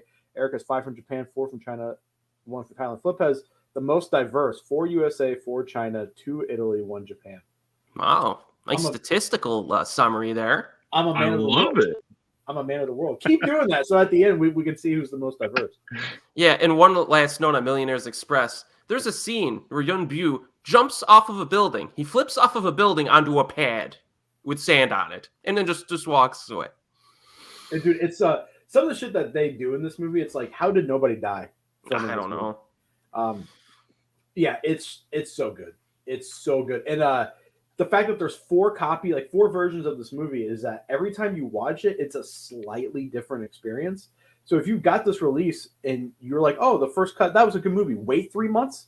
That would be amazing as well. But like, wait 3 months, watch a different cut, and each time you'll get something new. Yeah. I watched there's one that's like a complete, like an almost near complete cut. But not on top of the 4 different cuts of the film. You get commentary by Frank Jang. You get commentary, but Frank Jang gets a lot of praise. But Mike Leader and Arnie Venema, they're on almost every Eureka release. They're fucking great, incredible. You get an interview with Cynthia Rothrock. You get Shanghai Express behind the scenes with Cynthia Rothrock. You get 2 interviews with Sammo Hung, an archival interview with Cynthia Rothrock. Like she's in this movie, but she's not in it like that much. Like, they put like a lot of but man, that fight with her and Sammo is so good. It's so good.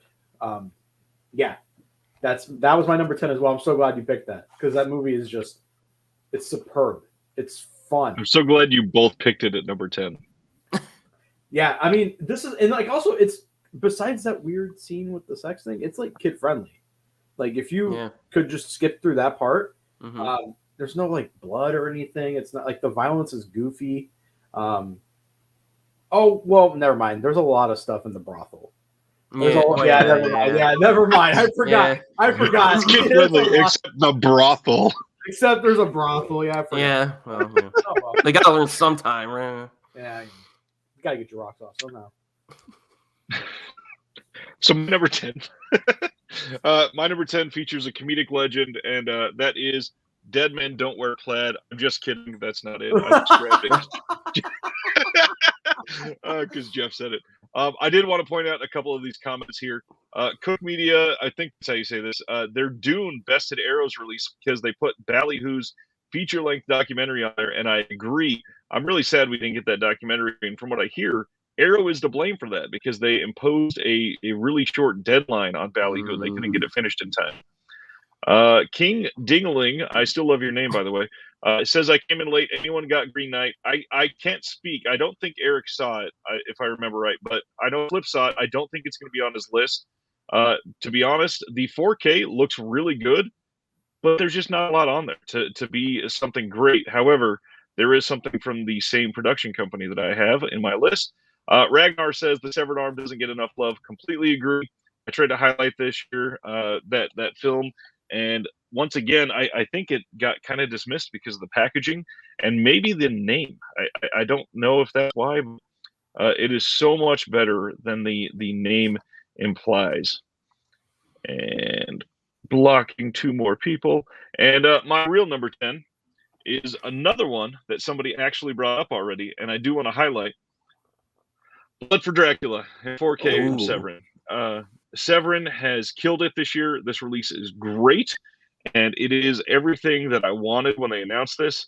And just to show what this looks like on the inside, we do have a lot of the original art. Okay, no nipples. Here's the back. I actually like this art more than any of the other art on this release. But open it up, and let me get rid of this postcard.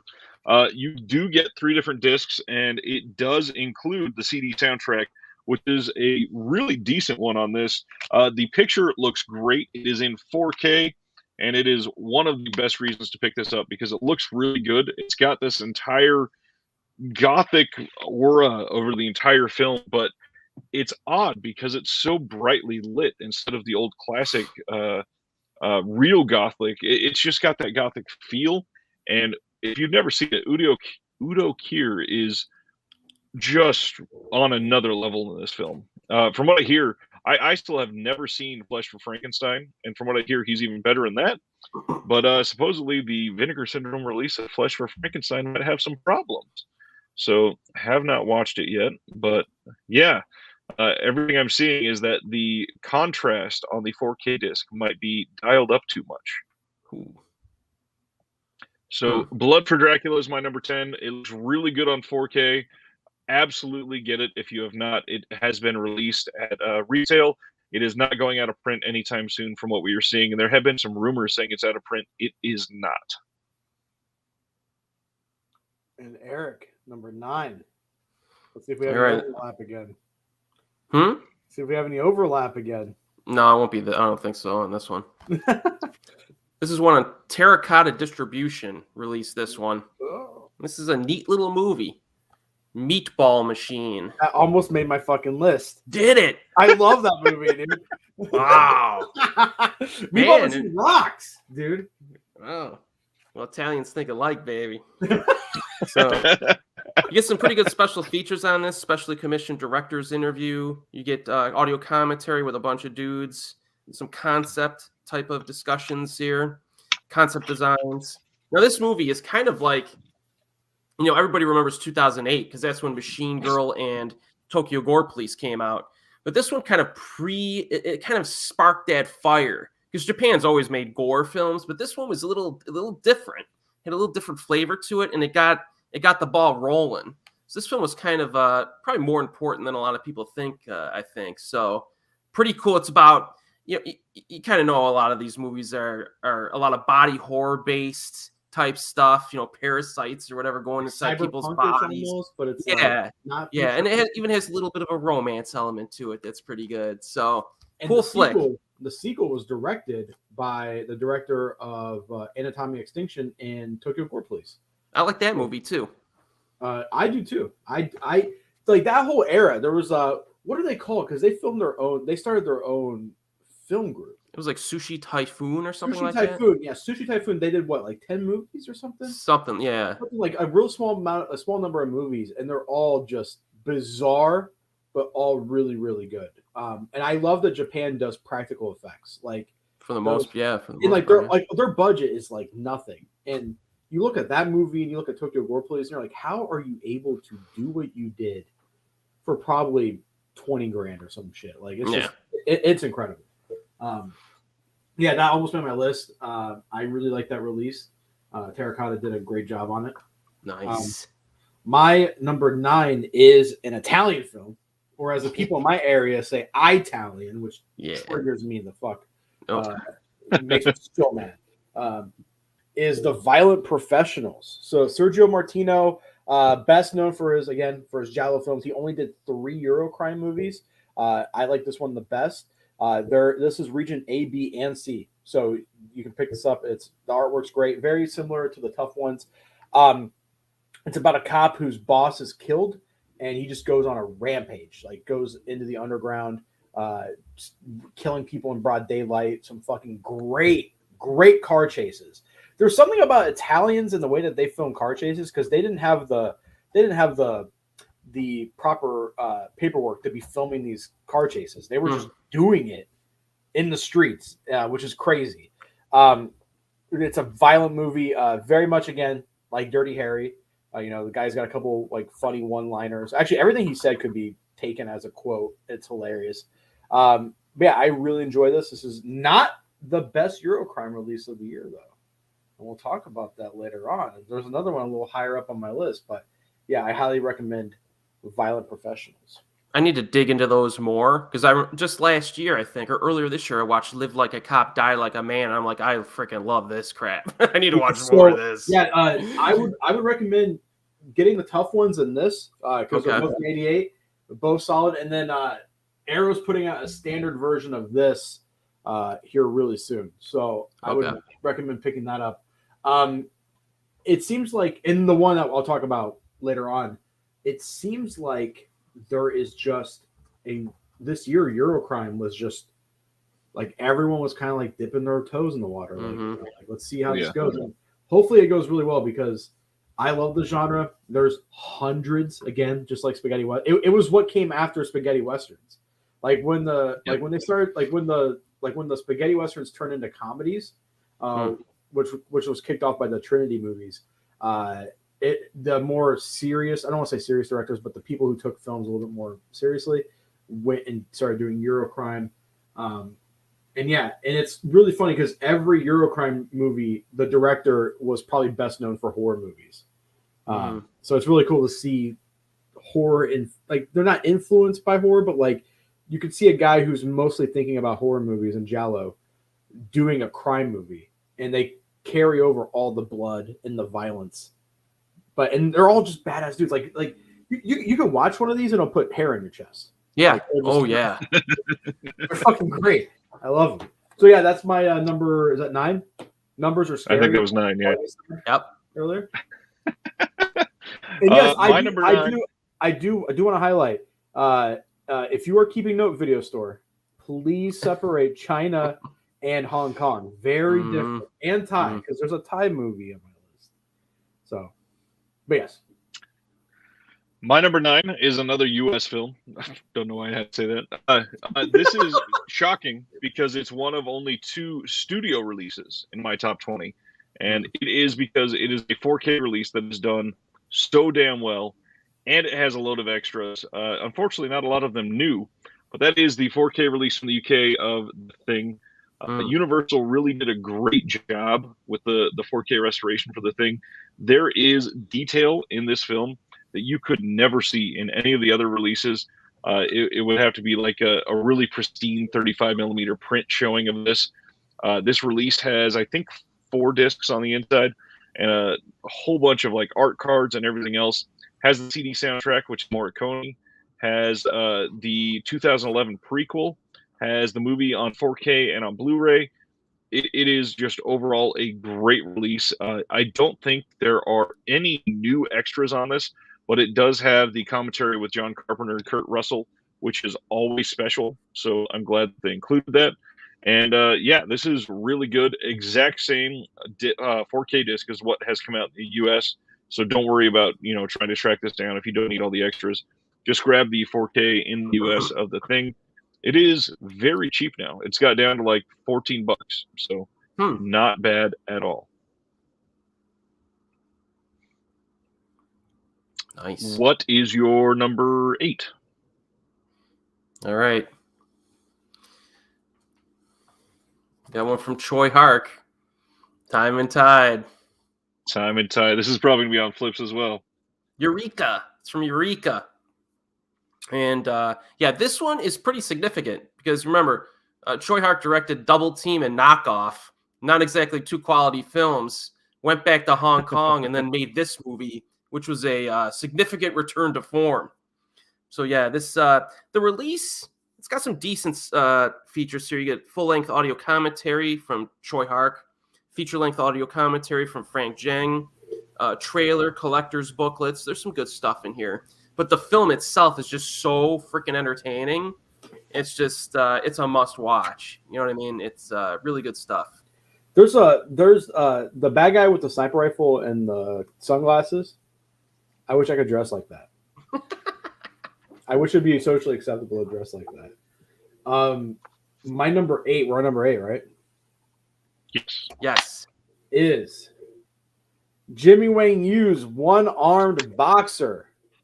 Incredible movie, very important movie. I think this was the first movie he made with Golden Harvest after he left Shaw Brothers, and it's a fucking blast. It's a fun-ass movie.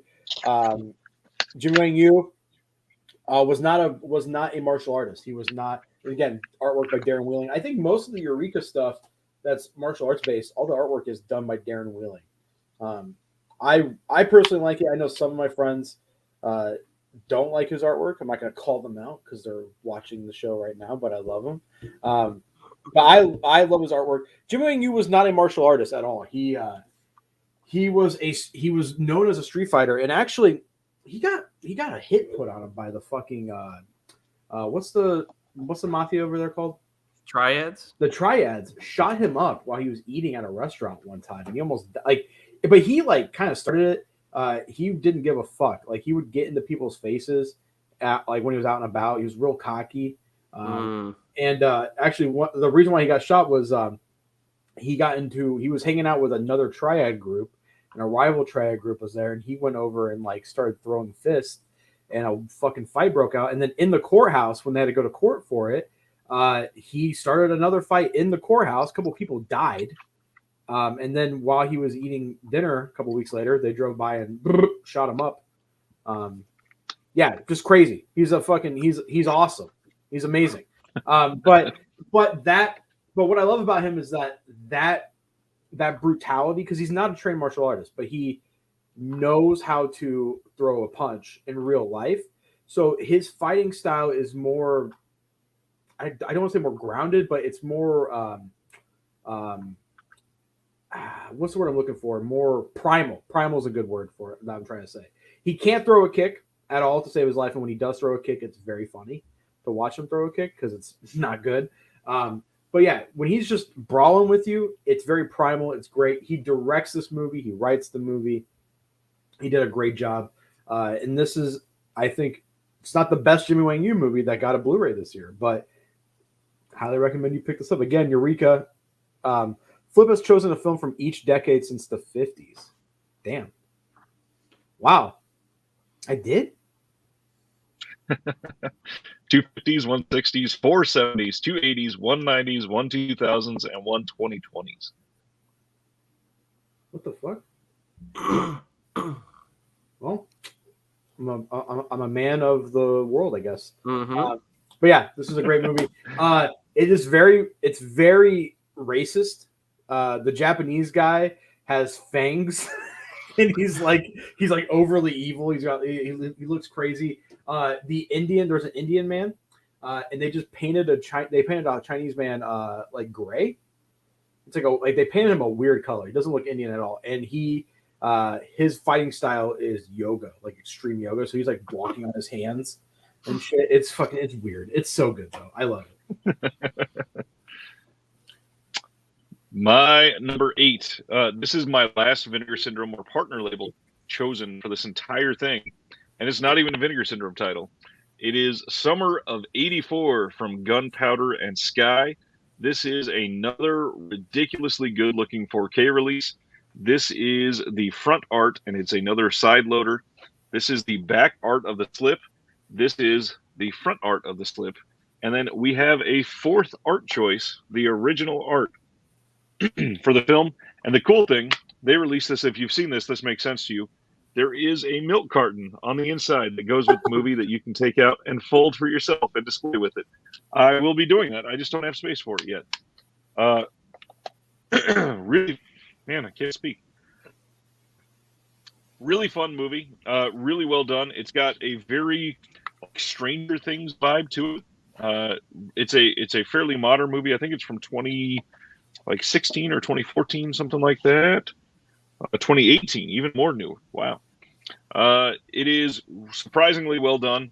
Once again, Vinegar Syndrome partner labels are doing some really good work. Keep an eye out on them if you are interested in that. They have, I think there's 16 or 17 different partner labels now. And it is the perfect time because December is partner label only month over at their website. Hop on over there and you can still get this release right now. Is it a horror movie? Kind of. Yeah, kind of. Yeah. Yeah. Like the synopsis. So they'll probably say it better than I would. It is summer 1984, the perfect time to be 15 years old and free. But when neighborhood conspiracy theorist Davy Armstrong begins to suspect his police officer neighbor might be the serial killer all over the local news, he and his three best friends begin an investigation that soon turns dangerous.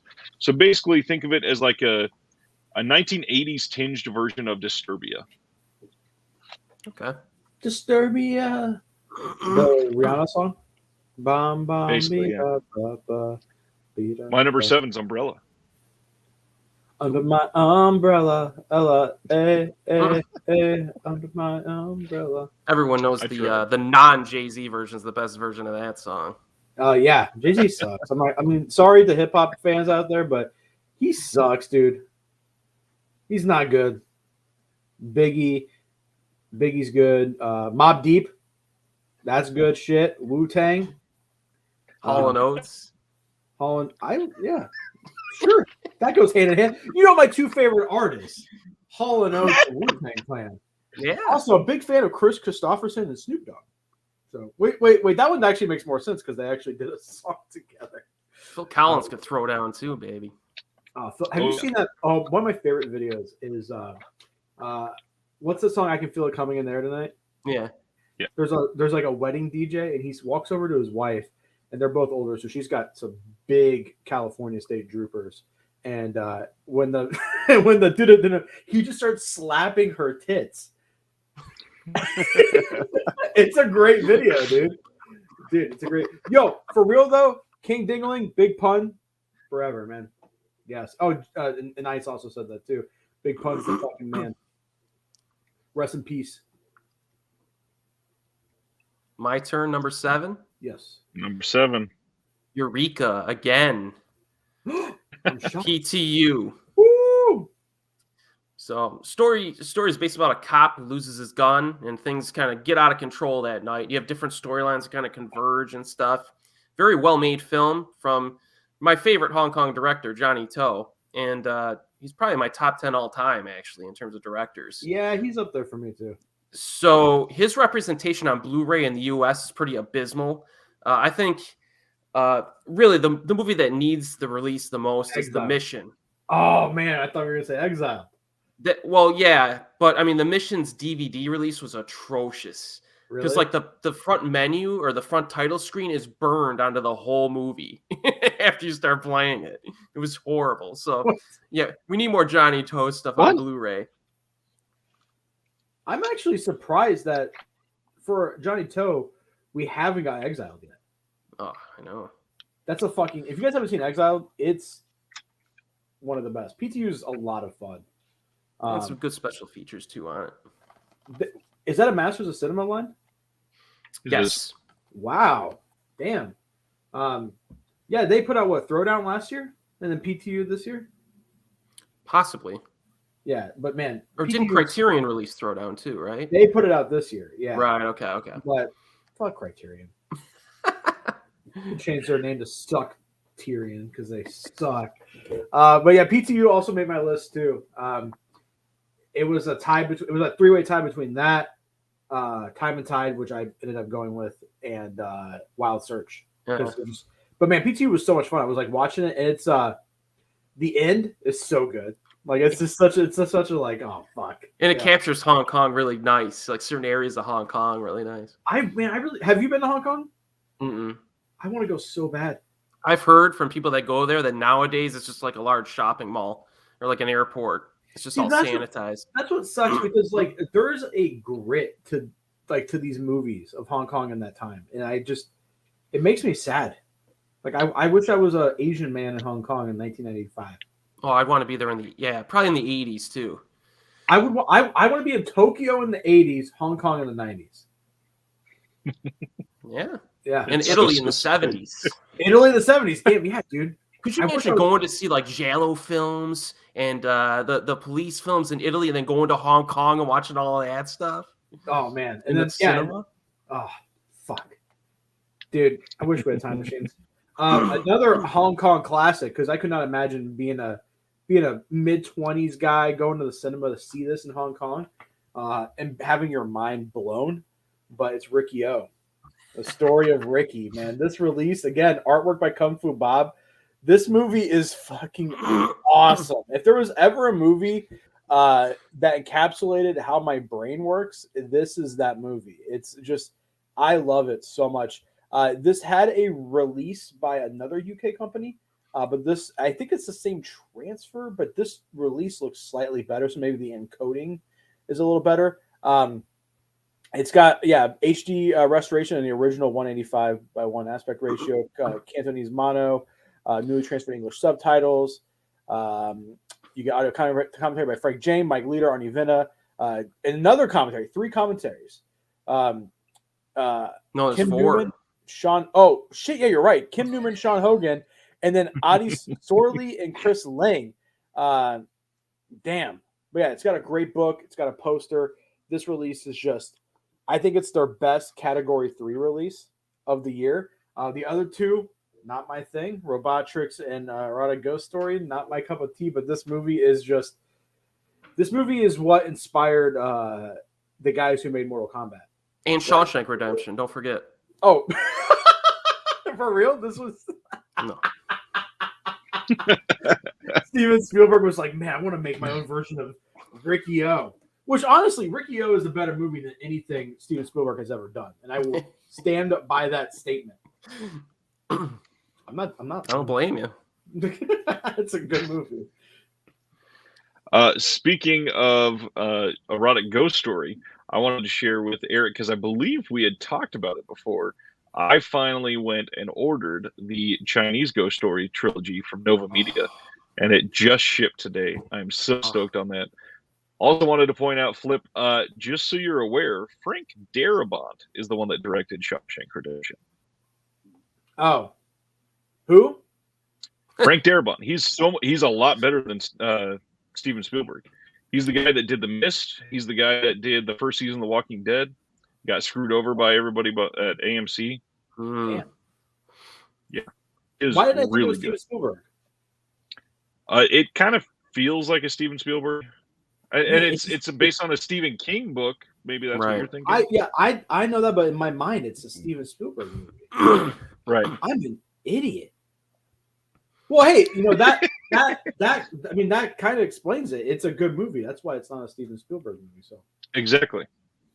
And Ryan, I want your opinion on those Chinese ghost story movies when you watch them. I can't wait to see them. Genuinely. My number 7 is probably one that everybody's getting tired of talking about, so I probably won't spend too much time on this. But I think it is literally one of the best releases of the year. Obviously, this is number 7. This is The Nightingale from Second Sight, and it is just ridiculously good.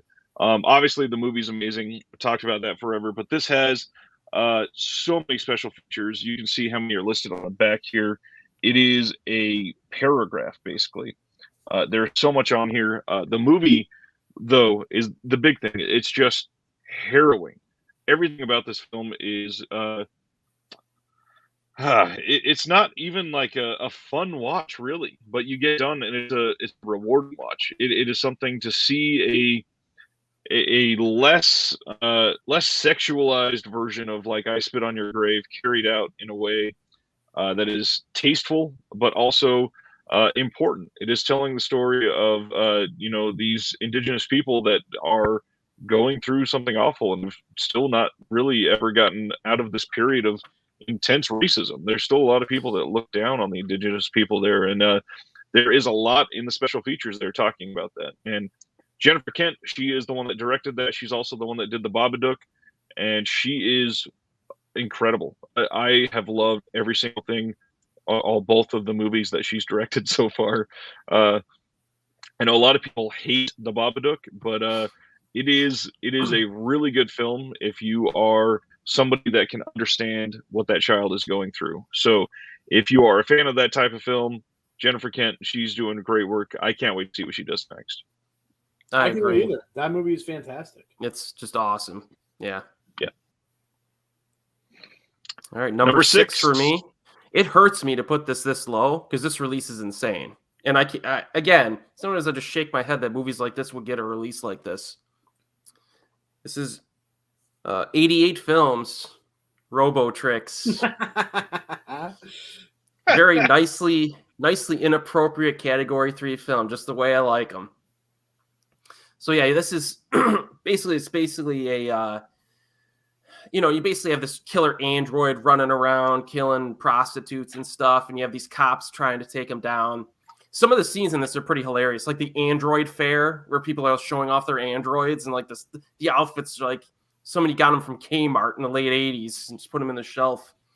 But yeah, some of the action, this is actually pretty good. It has some inappropriate moments, as Category 3 films like to have. But there's also a nice bunch of special features here. You get like a book and everything. It's for a film like this, like I would have assumed that Naked Killer would have gotten a release like this before Robotrix. But I actually prefer Robotrix to Naked Killer, which is kind of might be a controversial choice. But any Category 3 release, I'm going to look forward to. Some of the ones I'm hoping for are Red to Kill and Run to Kill are two that I really want to get maybe Chinese Torture Chamber Story. That would be the 3 that I would request. So hopefully we get them. I want to say the director of Ricky O directed a Shaw Brothers movie when they were doing crime movies in the 80s. And there's one called Men from the Gutter. And it is a fucking awesome cop drama. very violent. Imagine like not as bloody and violent as Ricky O, but like imagine that mindset going into a cop movie. It's great, highly underrated movie. Men from the Gutter is great. I still have not found a DVD for that for under $250, and I'm not paying that much for that movie. But if I come across it for like $100, I'll pull the pin on that because that movie is awesome. Most of Nagai Choi Lam's films need a release. The one I want is The Cat. His grand finale after Ricky O.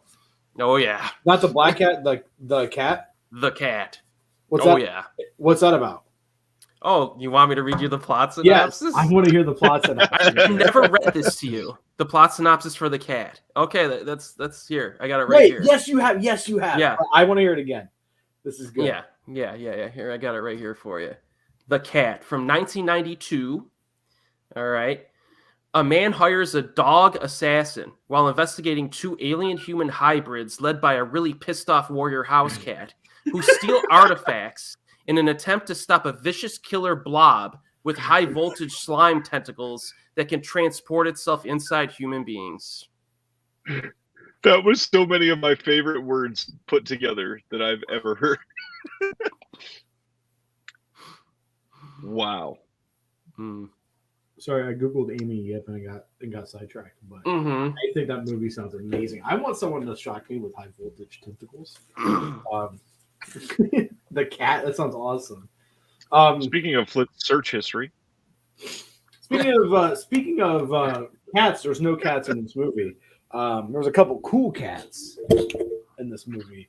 The best Eurocrime release, I think, of the year. From a new label called Fractured Visions. It's their third release. Their first release was Silent Action by, I think, Umberto Lenzi. It was DNR'd to hell. It didn't look very good. The second movie I didn't pick up because it didn't look like my cup of tea. But this is a great release. It's region-free A, B, and C. And that is Free Hand for a Tough Cop. This movie it's so good, dude. This movie is about a cop's sorry. So a what do you call it? Not like a socialite. A socialite's daughter is kidnapped. I was trying to think of like the word instead of just saying rich person. A socialite's daughter is kidnapped. And this cop is hired to track down the people who kidnapped her.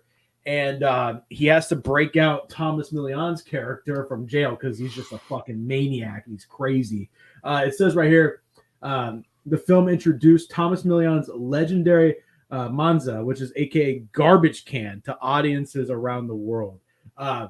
Dude, this movie is so fucking violent, so fun. This is just dudes doing dude shit. And they really went all out on this release. For their third release, this is a famous cover. I'm sure people have seen this cover before. My grandparents growing up, they would have like Italian magazines and stuff from like the 70s and 80s. And I've seen this poster a lot. Really, they have lobby cards for this movie. And they have a really thick book on this movie too. This is my favorite Umberto Lenzi film. And it's just a lot of fun. And it's got a lot of special features. So you get the Italian audio with newly translated English subtitles. I think they did a great job on it.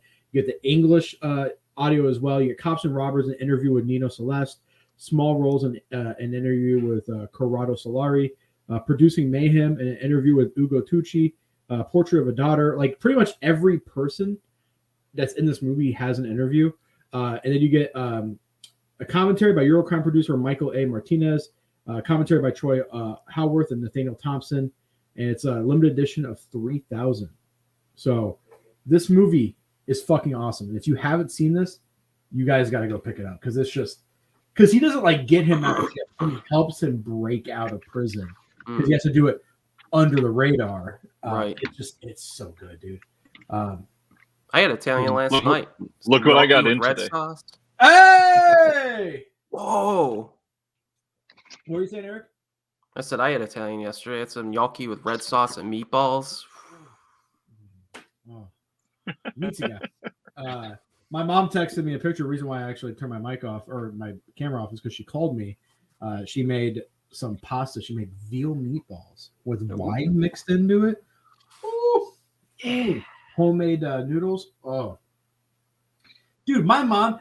Do like your relatives do this thing where like you go over, especially my nonna, she'll go manja manja eat, and then when you're eating, she's like, "You're fat." Like, why are you so fat? Like, I'm fat because of you, Botana. You know? Let's say, why aren't you eating? You're not hungry? It's like I ate 5 freaking dishes already. Dude, there's something about nonnas that you could show up at their house at like 1 a.m. and they could prepare a fucking like what would be a $150 order at a restaurant in like 10 minutes. My nonna always had pasta and shit ready to go. I remember one time I went over there after a concert. It was probably like 11. My whole family was there, but like things were winding down. And she made like this sausage pasta in like 45 minutes, and it was incredible. And I was like, what the fuck is? She's like, manja, manja, eat. And then as I'm eating, she's like, you know you're fat. And I'm like, yeah. Yeah, it's because I fucking have family like you. Between my wife and my mom, because like right now I'm bulking up.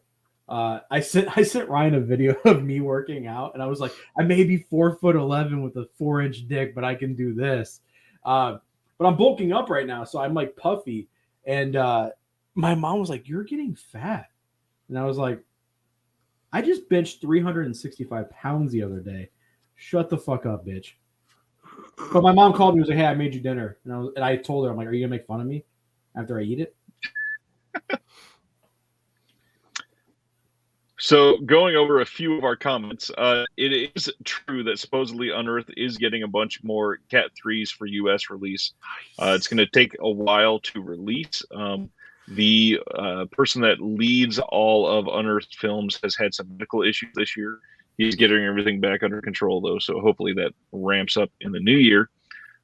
Yes, Frank Darabont did at least co-write screenplay for 1988's The Blob remake. Nightingale was released on February 8th of 2021. I had to check this one myself because it felt like it was forever ago. And then some idiot named Disconnected was just reminding you there, Flip, that Silent Action was done by Sergio Martino, not Umberto Lenzi. Yeah, well, I corrected and said it myself too. So.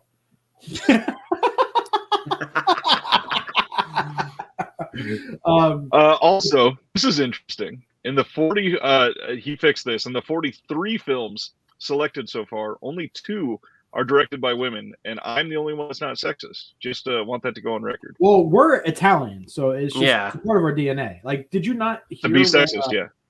Did you not hear what what's You've never done laundry? No. That's true.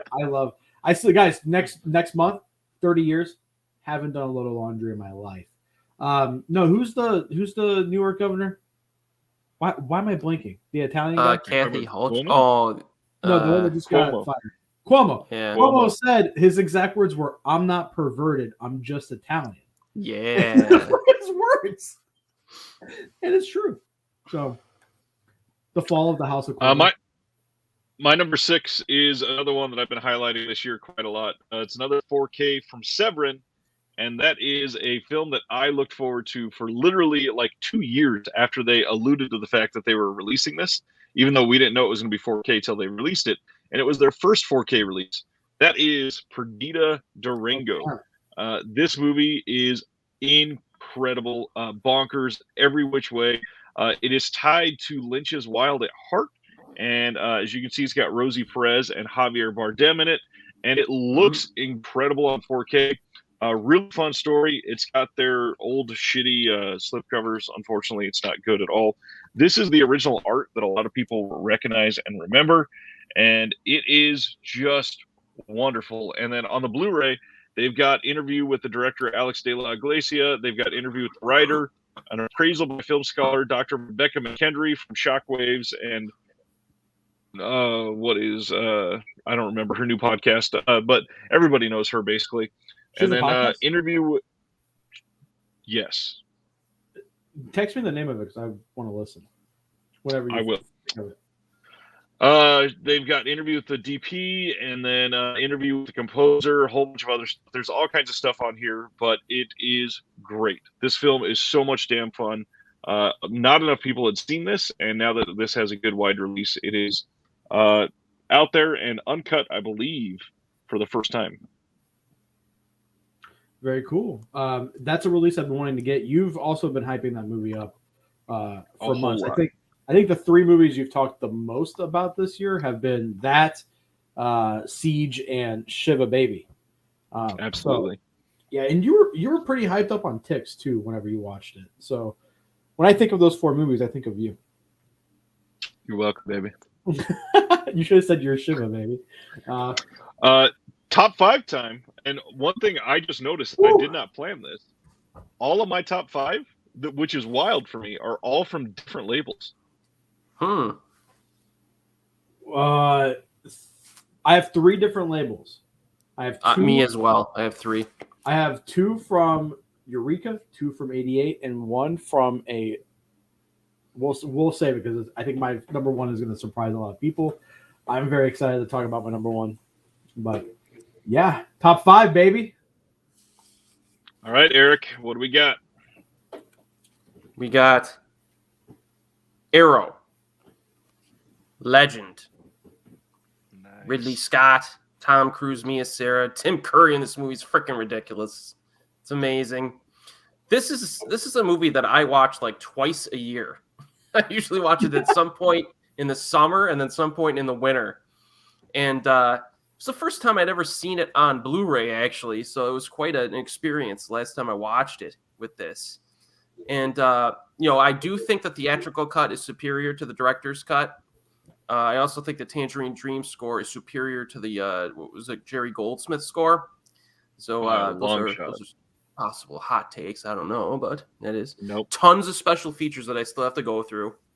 And this is the good thing about this movie is that it's a fantasy film that it's not 3 hours long, and the set designs are freaking ridiculous in this movie. It's atmosphere just getting thrown in your face for like the entire time, and some great like monster designs and stuff. So, yep, that's number 5 for me. Reminder, that was my number 13. And the only thing I'll really add is Tim Curry was brought up in passing, but I will reiterate again that he puts on literally the best portrayal of Satan on film, I think, in this film ever. The only things comparable are Constantine and Dave Grohl in Tenacious D, The Pick of Destiny. I was going to say Constantine because who does that? It is, oh gosh, I never remember his name. It's the British guy. He's in everything too. Yep, I'm not going to remember it at the moment. But man, his introduction in that movie is so good. Yep. Yeah. We've only had 2, 3 crossovers out of this 20. Peter Stormare. That's his name. Yeah. Oh, yeah, I like him. I like him too. I like him in John Wick too, where he's like the fucking Baba Yaga. Yeah, we've only had 3 crossovers. Holy shit, guys! That's pretty incredible. Al Pacino and Devil's Advocate. Oh, Peter Stormare is Swedish. I had no idea. Peter Stormare is everything. He's a very powerful man. My number I love 5. his voice. I do too. It's so good. Number 5 is The Chinese Boxer, starring Jimmy Wang Yu. This is one of a handful of movies where the transfer to this year made me go, holy shit. It looks so incredibly good. 88 Films, like, seriously, guys, buy this for the transfer alone because it looks like it was made yesterday. It's incredible. Just an absolute blast. And this movie is also highly, highly important. This was the first non-sword-based film from Shaw Brothers. It went on to directly inspire Bruce Lee, and his first movie, his first big hit, pretty much copied the story from this movie. The legend goes is that Bruce Lee saw it and said, I want to be, because Jimmy Wang Yu was massive at the time. This was 1970. This was right off the heels of doing the 2 One-Armed Swordsman movies. He was the biggest star in Hong Kong at the time. And Bruce Lee said, I want to be bigger than him. And I mean, he eventually did become bigger than Jimmy Wang Yu. But for a time, Jimmy Wang Yu was massive. This film is, I think, more important than people realize. And I said that in my review. But this is just an awesome release. Nice book, nice slipcover. Yeah, it says HD remaster from the original 35 millimeter negatives. And then you get audio commentary with film journalist and author Sam Deegan, open hand combat interview with journalist David West, Wong Ching at Shaw interview with Wong Ching by Frederick Ambrosine, which we've talked about before. Frederick Ambrosine, almost all the special features on the Shaw scope that are interviews with the cast and crew are done by him. So this guy is like giving his stuff to Arrow in '88. It's very awesome. You get the Hammer of God TV spot and trailer. Just awesome. I highly recommend you guys track down this release. There's the Chinese poster. I love that. I think it's awesome. But yeah, this film is incredible. Like a lot of fun. Like so much fun. And I think it's 88 Films' second best release of the year. We'll talk about that next. My number 5 is my second studio release, and it's one that I wanted to highlight because it is an example of a studio actually listening to people's feedback, and that is A24's release of The Last Black Man in San Francisco. And this is a really great release. If you've never seen this film, it's basically, like, to make it really short and sweet, it's all about the gentrification of San Francisco and black families being disenfranchised, and it is so well made. 4K looks great, but the real thing to highlight on this is it is just like the Midsummer release, same size, same everything, but this disc that comes with this has special features on it. The Midsummer release was crazy. It didn't even have a menu on it. It just put it in and said, do you want to play? I think it said play with HDR or without, or play. I think it was either play or choose chapter or something like that. And this actually goes in and has a whole bunch of special features, and the release itself is great. It's got oral history of the film. It's got a foreword written in here. It's got some artwork, some really good artwork, really well done, but really good film, really modern, really important take on things that it's just hard to get some of these stories out. But this is the main art piece I wanted to share from you. I love this. It is so well done. That's beautiful. Absolutely love this movie. A24 highlights a lot of black creators that don't get a lot of voice elsewhere, and I don't understand why, because this film is great. Some of the other ones that are really good are like Waves. Let's see, the other one that I watched recently was, I might be thinking of Last Black in San Francisco. They have put out a few, though. They put out some really good films. Obviously, everybody knows that. It's A24, but it's crazy because some of them, they just don't get attention, and I don't get it. But I'm glad that they, for some reason, dug into their catalog and gave that one some more attention. I still haven't seen that movie. I do want to see it, though. I love A24. I think I've seen almost every A24 movie except for a handful, and that's one of them. A24 Zola is the other one. That one Zola, just came I out. want to see Zola so bad. That Twitter thread is legendary. Legendary. So we're at top 4. Woo! Eric, what's number 4? I had to double check the date on this one because it was released so freaking long ago. Barely made it into the year. January 25th, 2021 is the date that I have confirmed. The Young Master. That's my number 4 as well, dude. Yeah. 88 Films. The Italians converge again. Yes. Just amazing artwork. Kung Fu Oh, Panda. yeah. I mean, the special features will take an hour to read them all. You know what I mean? And the final fight in this movie is like Jackie Chan goes into berserker mode, and it's just freaking amazing. So, yeah, this is a pretty fantastic release. That's my favorite piece of Kung Fu Bob artwork is that. It's so fucking good. Would you say this is my favorite book of the year for a single movie release? Yeah, I mean, it's like it's better than Indicator. Like it rivals Indicator in my opinion. It's just so good. So this movie's important because it's Jackie Chan's first directorial debut for Golden Harvest. He wrote and directed this movie his first time. And man, they went above and beyond with this release. God, it's in the opening too with the dragons dancing. Yeah. It's so good. It's just so much fun. It's like a comedy, but then like the last fight is like kind of serious and like it's just man, it's such a good movie. The Young Master is phenomenal. Yeah. This is probably my favorite release that they've done of Jackie Chan stuff. It's just so comprehensive and posters and God, it's so fucking good. Yeah, the special features it's insane.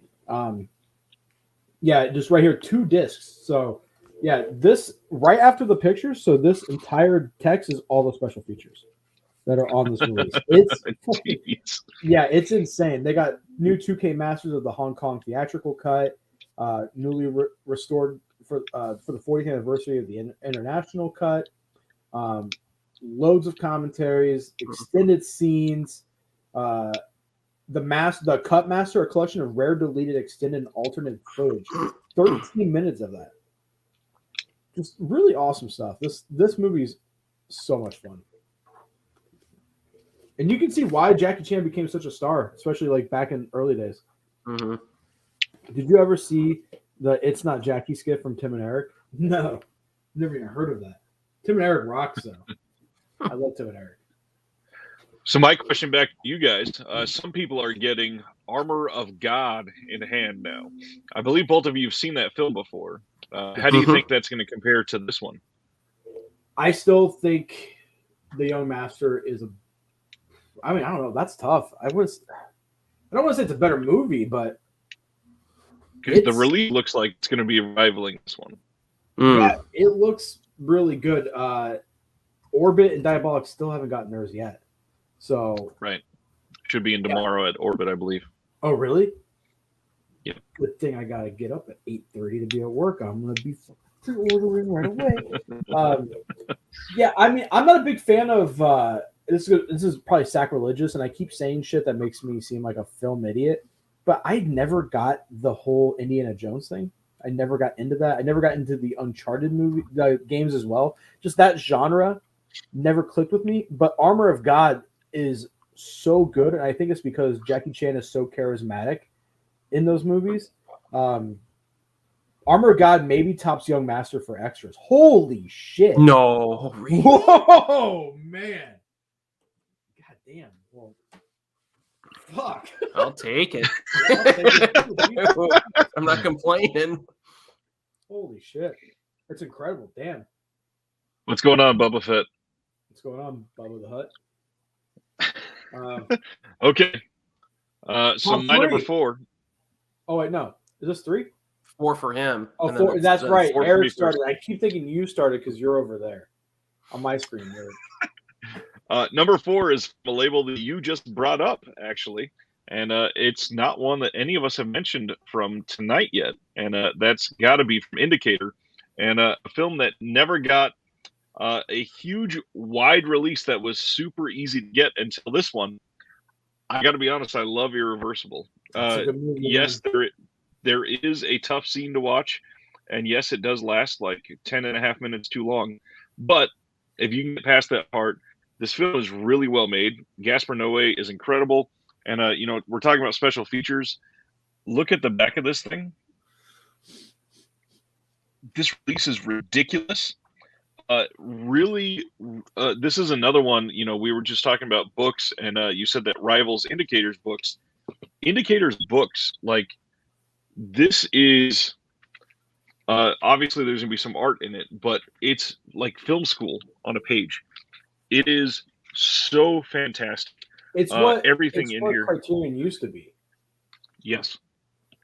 I think. I mean, as much as I don't pick up Indicator stuff, their books are just phenomenal for everyone else.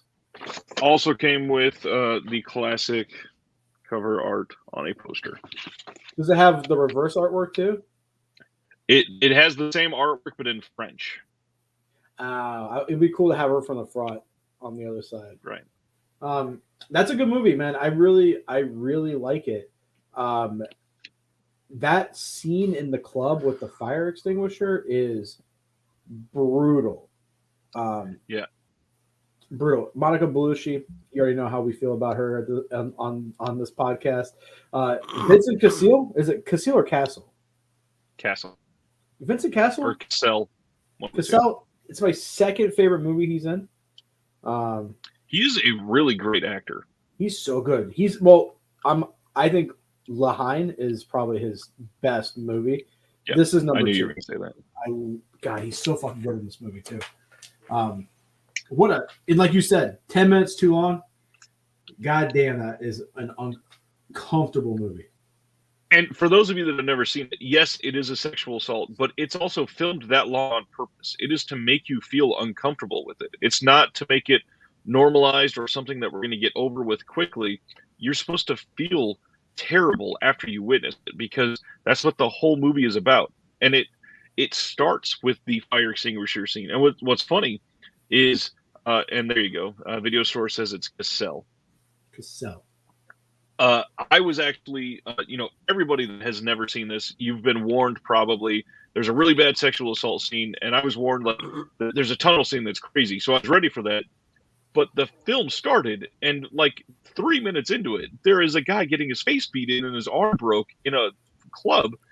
And I was so not ready for that. I was like, oh my God, this is not the type of movie I expected. And really good. Emotional gut punch at the end of the film as well. The soundtrack in that scene at the club with the fire extinguisher, it's the soundtrack was done by one of the members of Daft Punk. And he specifically made that sound when it's supposed to give you anxiety, and it fucking does. And it's unrelenting as hell.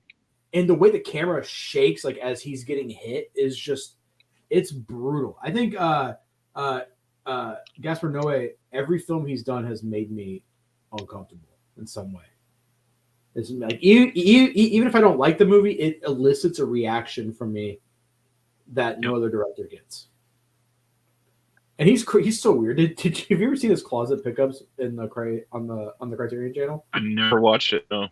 He picks up Sallow and he's just like, he looks at it with like such immense love. He's like he looks at it the way I look at my daughter. He's just like, I love this movie. Eric, top 3. Now top 3. 3. Okay, this was a big one for me because it's one I always feel like was a little bit underappreciated and got a little bit more love. And this is a Eureka release, Duel to the Death. That's my number 3 as well, bro. Yeah. Baby. The Italians, baby. The Italians know what's up. Oh, man, yeah, dude. This movie is badass, man. It's so badass. The basic plot is, you have every 10 years a duel is held between the finest Japanese and Chinese martial artists to determine whose swordsmanship is superior. And it's just, it's such a high quality flick. So good. I'm so glad it got some love, and you get a bunch of special features in this. A lot of special features. And this movie is more deep than people realize. Like that end, who do you think won in the end there, Eric? At the end of the movie, who do you think was the spoilers for a movie from the 70s? Go fuck yourself if you're upset. But, I don't know. Because to be fair, it's a brand new release. A lot of people are just now watching it. It had it had a pretty popular DVD back in the day. It did. Sony, I think, right? Yeah. I was just kidding, by the way. Don't go. If you want to go fuck yourself, you can, but don't go do it. No, is this? I think this is the director of the Chinese Ghost Story films. Yes, it is. Yes, it is. So, yeah, it's the ending I think is fantastic. It kind of leaves it open ended. Ryan, have you seen this movie? Not yet. There's ninjas. There's the audience won this movie rocks. I had such a blast with this movie. I hadn't seen it since I bought the DVD maybe 2 years ago on eBay, and I had forgotten that there was a transforming, like the ninjas combine into a big ninja.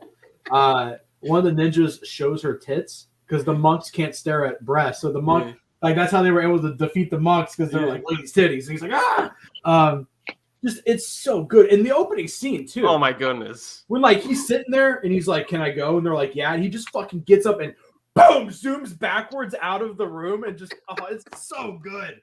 This movie's awesome, dude. People say it's the greatest swordplay film. I wouldn't be I wouldn't disagree so much that I would need to really argue hard against it. You know what I mean? Yeah, it's just, man, this is one of the best watches of the year, dude. I think I watched it like 4 times this year. Like, it's up there. You guys know how much I love Lone Wolf and Cub. It's up there with Lone Wolf and Cub for me. Like, that's how much I love this movie. Like, it's fucking awesome, dude. It's just, goddamn, so good. Yeah, you get either samurais, there's ninjas, there's Shaolin monks. Like, it's awesome. It's awesome, and also a lot of these movies, there's like a racism towards Japanese people, and in here they really respect the Japanese martial artist who's coming to fight. Like, they really show him respect. Almost like Heroes of the East in that sense, right? Yeah, and it's very well done. It's one of the best transfers from Eureka too. Yeah, it looks beautiful. This could have easily, like, at any other year, this would have been my number 1. Like, that's how much I love this movie. But there's 2 other releases I enjoyed a lot more than this movie. But man, it's just so good. Yeah. Bubba says, when are we going to get the Chinese Ghost Story movies? Any rumors? I've not heard any rumor of a U.S. release of the Chinese Ghost Story movies, but I am posting in the chat a link to the Nova Media release that is currently on sale during their Winter Festival annual sale that they always do in December. And you can get it shipped from Korea for it's pretty good. It's like $45, something like that. If that's all you're getting by itself, which is not bad considering. I do want to say one thing real quick. Known for his classic film, A Chinese Ghost Story, as well as directing Choi Hark's The Swordsman Saga, this debut feature from director Ching Suo-tung, I'm hoping I not pronounced that wrong, sorry if I don't, is filled with dazzling visuals, astonishing martial arts choreography, also by Ching Suo-tung, who would later choreograph the action sequences for Zhang Yimou's classic wuxia trilogy, Hero, House of Flying Daggers, and Curse of the Golden Flower. So, yeah, it's such a good movie, man. It's fucking awesome. I didn't know that I wanted to point that out because I did not know that until I just read that. Because those movies, the fight choreography is great. Yeah. Man. So, Ryan, number 2. Or not number 3, sorry. Numbers are scary. Like Sardis said earlier, numbers are scary. Number 3 for me is one that we talked about last week because we talked about best box sets and best 4Ks. And this is my top 5 pick from Arrow. And I know that Flip loved this one as well. And that is True Romance in 4K. And this is the Steelbook release of this. This is the Steelbook on the inside. Really great art on this. It's a little on the plain side, but it works well for the film. And here is both together. On the inside, it came with a sticker and a whole bunch of art cards. There is a double-sided poster in the big hardbound box here. One of the other things to highlight is, we've already talked about Arrow's books tonight. This one is really well done. It's like 60 pages. Got a lot of information in here. For those of you that have not seen it, it's a Tony Scott directed, really action-heavy. It's a Quentin Tarantino penned movie. And the best thing about this is it is a perfectly casted film. Obviously they can all act, but they all embody their roles more so than a lot of other movies. It is something that you really got to kind of see to believe. And again, 1993, got to show love to the 90s for me. I don't know why, but I've always loved that decade of film. And it is one that it really kind of stands above from the rest of the Arrow 4Ks from this year for me. It's up there. I think it's tied with Old Boy. Or no, tied with Django for me. I think number 1 was Django. Well, yes, that's for the single releases, it had to be in here. Django is still the better 4K release, I do believe. I want to say we both the Scotts, Ridley and Tony, represented tonight in our top 10s. So Tony Scott being the better one. So Eric, number 2. Yeah, this won't be too much of a surprise. It's mostly for the film getting the release. Although we'll go into it here. And this is who released this? Arrow, I believe. It is Arrow. A Tale of Two Sisters. Yeah. Wow. I Nice. thought that was gonna be your number one. No. So this is my favorite film, and having it on Blu-ray is obviously a huge thing for me. The reason why it's not number one is because looking at a lot of the special features, it looks like a lot of them are archival from the DVD release, because the DVD release had a ton of stuff. But still, there's a ton of special features here. But again, it's almost unfair because that DVD release is historic for Asian horror. But still, that's why it's number two. But hopefully this gets a few more Korean horror films released. There's a lot of good ones. One that I definitely want to release of is Spider Force, which is almost like a David Lynch-y type film. That's really good. But you get a ton of special features in this. And one of the best special features in this is the deleted scenes, where if you go through, watch the film, watch the deleted scenes, and you realize that they basically deleted all of the scenes appropriately because they would have ruined aspects of the film. So it's really very expertly made horror film, psychological horror film. So check it out. I also want to point out real quick. Bubba said the Swordsman trilogy needs to come out too. I think Nova put out the Swordsman trilogy. I think it's Nova. I own it. Transfers are good.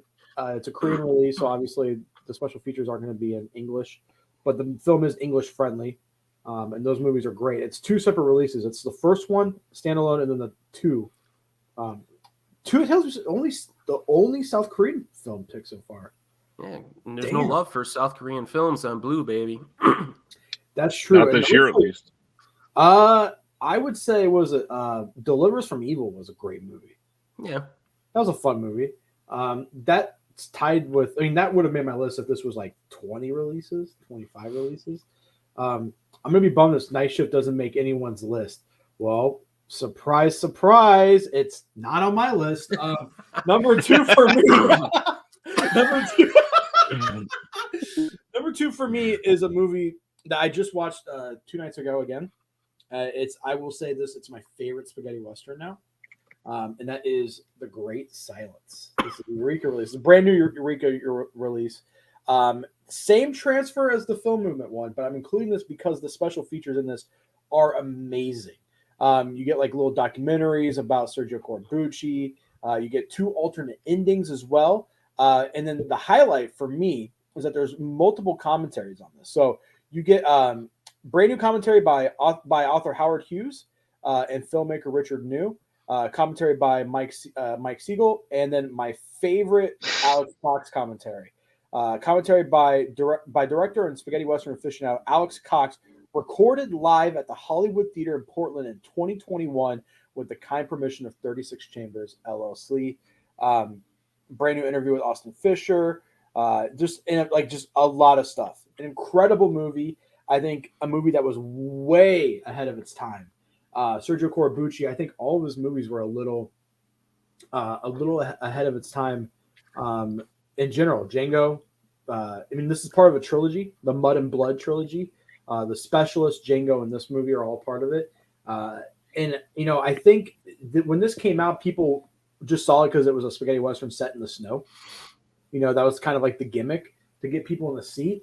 But it's got one of the most fucking grim endings of any movie ever, dude. It's like, fuck. It's like, wow. The 2 alternate endings that are included in here aren't as good as the one that they chose. And I'm glad that they chose the one that they did, because that ending is iconic. Like me and Taylor, when we watched this for the first time, I watched this with Taylor for her first time last year.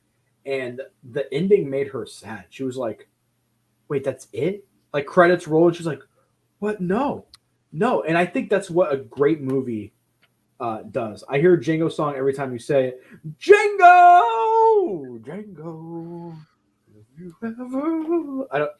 That's a great song. But yeah, Sergio Corbucci might be my favorite spaghetti western director. He's definitely top 5 favorite directors for me. I mean, the Hellbenders, The Specialist, It's easily top 2 Sergios ever. I mean, top 3 because you got Sergio Garone as well, who did some lesser known spaghetti western movies. Don't forget Sergio Garcia. He's still top 2. I never said that one of those was worse, but which one? Or who do you like more? Do you like Leone or Corbucci? You two. Which one do you guys like? Honestly, I'd lean more towards Corbucci myself. Yeah, that's what's up, brother. I don't know. I need to see more Corbucci. You do, yeah, dude. And if you haven't seen this movie, have you seen this, Eric? Yeah. Great movie. And great movies, book, poster, art cards, just awesome release, man. Eureka killed it this year with my 2 favorite genres. Just absolutely killed it. So, man, yeah, I'm looking at here right now. I have 1, 2, 3, 4, 5, 6 out of my top 20 are Eureka. Damn. Jeez. Yeah. Yeah. All right. My number 2. My number 2 is a 4K that I mentioned last week, and I if I'm remembering right, this was just an honorable mention from last week. And the big thing that really goes and takes us over the top is the contents that came with this film, and that is from Second Sight, The Guest in 4K. This box is astounding. I mean, first of all, True Romance with the steelbook and the book is pretty damn thick. Look at the size difference here. Holy shit! It's a half an inch bigger. On top of that, we're talking about Arrow's books and Indicators books and everything else that came with this. Look at this book for The Guest. This is ridiculous. Everything that they put in here. There's comics, there's storyboard layouts, there's art, there's write-ups, there is script pages in here. It is crazy. This is an expensive release because they were able to finally license the soundtrack, and it does come with the CD. And that was the first release of the soundtrack ever intact. And I believe if you got this at like Orbit or Diabolic, it came up to like $60, which is quite a bit for a single film release, obviously. But I will say now, this is well worth it. This is a film that really makes the HDR shine on the 4K disc. This film, on top of that, is amazing. I absolutely love The Guest. Dan Stevens, this guy, really great actor. But really surprising here, this doesn't just have all of the archival extras and all that like some of the Second Sight releases do. Almost everything on this is new. This is crazy. They've got a new commentary with the director. They've got a new commentary with the writer. They've got the archived commentary with the writer and director. They have new interview with the main actors from this. They have new interviews with the director. They've got new interviews with the producers, new interviews with the DP, new interviews with production design, new interviews with the composer, deleted alternate scenes, outtake gags, and an optional director commentary. It is crazy everything in here. Plus there is the white at the top. There's a whole bunch of art cards. It's just packed to the gills. It is crazy everything that's in here. And just like Boba Fett says, I cannot wait to see their release for Romero's Martin. So now we're in top 1. We're at the number 1. We're at the final spot. The apex. The apex. We should take a guess at each other's number 1. Ryan can't guess mine because he knows. I sent him a picture. But Eric, I'm going to guess your number 1 is an Arrow release. No. Oh, okay. Okay, I'm going to guess Ryan's number 1 is a Vinegar Syndrome release. Oh, all right. Okay. Okay, Eric, do you have any guesses? For yours? Yeah. No. No. Ryan, do you have any guesses for Eric's? I'm going to say it's a Eureka. Nope. Ooh. I It's a love film we've covered All right, already. let's get into it. It's an anticlimax. It's a film we've. You could do your intro Show if you us. want. Go right ahead. It's a film we've already covered, so it's not going to be that exciting. The reason I'm picking it is because it's a really good release, and it's representative of a subgenre I want more of, and a director that I want more releases of as well. And it's just a really entertaining movie, and it is Ricky O. Yeah. The thing that really blows my mind on this is the 4 freaking commentaries, which I'm like, I have to watch this movie 5 times this month. You know what I mean? Like, it's just ridiculous. And I still have 3 of them left to watch. So yeah, I mean, we talked about it already, but I don't know. There was something. It was hard for me to order this list. Duel to the Death could have been number 1 as well, really. But yeah, it's Ricky O for me. Yeah, dude, I think between Eureka and 88, they have this trend of releasing fucking either multiple cuts of a movie or multiple commentaries. And it's like, but also I kind of like that because when you want to go back to your favorite movie, you have a slightly different experience. Mm-hmm. So that's a great pick.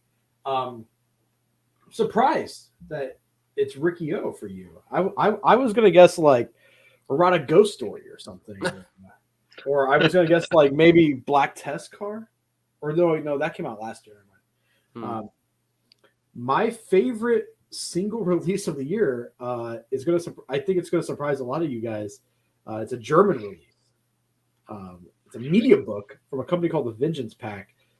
They released a movie called The Golden Mask. So this is artwork by Kung Fu Bob. Again, I think Kung Fu Bob has him and Darren Wheeling are probably tied for the most movies on this list. But yeah, this company does a really cool thing where they have multiple versions of each movie, and they do a copy of 333 per release. So I got 256 of this. I had to import this from Amazon Germany. It took like a month to get here. I was like, I hope it arrives okay because it's it's Amazon, but it arrived perfectly. And this is a very low budget, obscure Taiwan film, and I compare Taiwan kung fu movies to what Italy was doing with spaghetti westerns compared to their Hong Kong counterparts or their Hollywood counterparts. This film, it's very low budget. You can see the wigs, but it's got a charm to it, and this release is beautiful. So you get this book, which I used Google Translate. I just held my phone up to it, took pictures, and had Google Translate it. It's loaded with information about this movie. Which was just mind blowing, and it's a little bit of a creepy movie. I don't know if you guys can see. That's the Golden Mask right there. A little bit of a creepy design, and yeah, just all the posters from different regions and screenshots. And this movie is. I really enjoy this. This is not. I don't think a lot of people are going to enjoy this because it's a very. You have to have the taste for it, I guess. But as a fan of low budget kung fu and martial arts cinema, this and Joseph Kuo this year. Man, we really had an amazing year. So that's my number 1 is Golden Mask from the Vengeance Pack. So shout out to this. And then they did the transfer in-house themselves. Looks incredible. There's a version of this on YouTube that looks like shit. I have a bootleg. It looks like shit. This looks incredible. So yeah, and it's English friendly. It's got English subtitles. So yeah. All right, the final pick of the night. This is a film that is from a out there director that somehow a lot of people still have not seen. So I don't want to spoil too much about this because it's kind of an experience to go into it. It is from who I believe is the most improved label of the year by like leaps and bounds, and that is from Severin Films as the 4K release of Santa Sangre. This release is crazy. This is an embossed slip box for this. You can kind of see there that it's raised. This has 4 discs in here. It is touting. This is crazy. 8+ hours of archival and all new special features. The film is on a 4K disc and on a Blu-ray disc that comes with audio commentary with Hodorowski. It's got Hodorowski talking about the restoration of Santa Sangre, deleted scenes, theatrical trailer. Disc 3 is a ton of special features, and then Disc 4 is the soundtrack on CD, which is, in my opinion, like the most sought out for thing for me, because I genuinely listen to those CDs. I rip them, put them in my phone or on Spotify or whatever, so I can listen to it at the same time. This is such a great movie. It has never looked this good. Obviously, it being on 4K finally, and it looks amazing. The colors in this are ridiculous. Jodorowsky is known for having just a really weird vision of things, and you're not going to be let down because it looks so good in 4K. Yeah, it's a really good flick, man. I really like that one. It is. And that's it, guys. Does anybody have any honorable mentions? Oh. Yeah, you know, I really enjoyed Legionnaire with Jean-Claude Van Damme from '88. That's like a serious movie with him in it. It's weird to see him do a serious role, but I really enjoyed it. I really enjoyed High Sierra as well. I thought this was a fun movie. Couple honorable mentions. Kino put out this movie called Rough Night in Jericho. It was a Western movie, which almost made the list. It was so close to making the list. What's my discotheque release of the year? That almost made my list as well, but I didn't want to include any anime. But Arion is a great movie. But yeah, Rough Night in Jericho is a Hollywood Western, but it's like ultra violent for a Hollywood Western during a time when they weren't doing that. So it like stands out. It's a really good movie. Looking around here, single releases. Commando Ninja fucking rocks. That movie rocks. That movie's awesome. I love that movie. Ryan showed me the trailer off air on one of our streams, and I was like, I have to get this. This movie's amazing.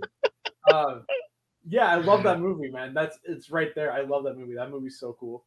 I think that's this right here. I'm surprised. Yeah, I almost included this because it looks really like the work they did is really good. But Jet Li's The One from '88. It's a terrible movie, but it's a lot of fun. I'm nobody's bitch.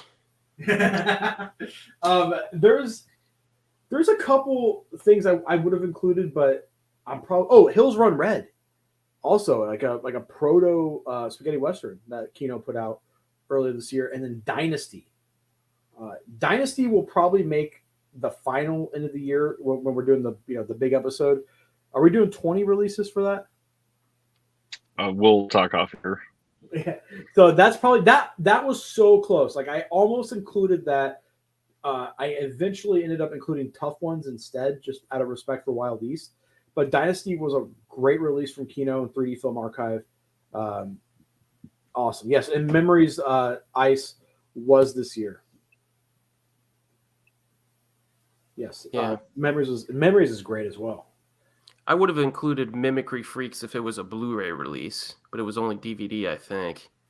Hidoko the Goblin, I don't have in my possession right now. Yeah, there's a few things that are still coming in the mail. And my number one would have been The Forbidden Door, but I don't have it yet. I appreciate the time the three of you put into this. It made me aware of several titles I am curious to see. Plus, I bought another film tonight. Awesome, Stardust. Also, who was the person? Video store review. Can you post the stats if you're still here? Yeah, that was awesome. I want to see the final stats. That's cool as fuck. Studio of the year. We're doing that next week. We're talking about boutique labels next week. If we're just talking about studios, that's going to be a completely different thing. There is so much overall that goes into that. If we're just talking about transfers, I still say that there is nobody that is even coming close to the Sony 4K transfers. And the love that they are putting into things like the Columbia Classics Volume 2, it is ridiculous how good that box set was. Yeah, I mean, labels is next week, and that's going to be hard to talk about favorite labels because it's like it is. There's so many. Like I got in the Vinegar Syndrome for the first time this year, and like New York Ninja, and then their partner labels. It's just like what the fuck. This shit's awesome. Did you ever pick up Death Promise? I think we talked about that. No, I did not pick up Death Promise. You absolutely have to. It's a very flip movie. Okay. I did get Walking the Edge. That's a flip movie. That's a good movie. But yeah, That is Fun City Editions, though. That was not Vinegar Syndrome. okay, yeah. But yeah, at the end of the year, when we do the final list, where we're gonna have to incorporate box sets into the mix, it's gonna be and 4Ks. It's gonna be a fucking tough list to make. This was hard. This top, like, we were supposed to do 15, and then we decided on 20. When I messaged Eric, Eric goes, "Okay, good. That's gonna be a lot easier for me to pick 20 instead of 15." But yeah, even 20 was hard. Like, we could have done 30 easily. And speaking of that, Eric, did you have other honorable mentions you didn't bring up at all? Let's see. I don't think so. No, I don't think so. I'll throw out a handful. Obviously, I watched Ebola Syndrome last night. I've not been able to get into the special features, but genuinely looks amazing, and goddamn do I love that movie. Was that your first time watching that? No, I'd seen it years ago, but it was not obviously the same version at all. There was a lot cut from whatever version I saw the first time. Oh my god, this has so much more in it. Yeah, it was mind blowing. Some of these scenes being extended. Other ones to throw out there. Misery 4K from Kino Lorber surprisingly looked really good. The Outsiders 4K release from, I think it's Studio Canal, is really good as well. The Halloween 3 4K from Scream Factory was pretty damn decent. Let's see. The Babadook 4K from Second Sight was really good. Lake Mungo from Second Sight also almost came up for me. Beyond Terror from am I saying the name right? Yeah, Beyond Terror from Cauldron Films almost made my list. The Uncut Gems 4K from Criterion turned out a lot better than I expected. And obviously Ricky O was going to be mentioned by you guys, so I left that one off on purpose. Yeah, I think that is most of them. And let's see, we got some Flickering Waves on Death Promise says, it was a lot of fun, only we should have more extras. Completely agree. The movie is great. And again, still think it is the most catchy theme song in any Vinegar Syndrome title that they've ever released, ever. It is so much fun. Boba Fett says, are y'all going to do a worst of list? Honestly, no. I tend to not try to focus on the negative aspect so much.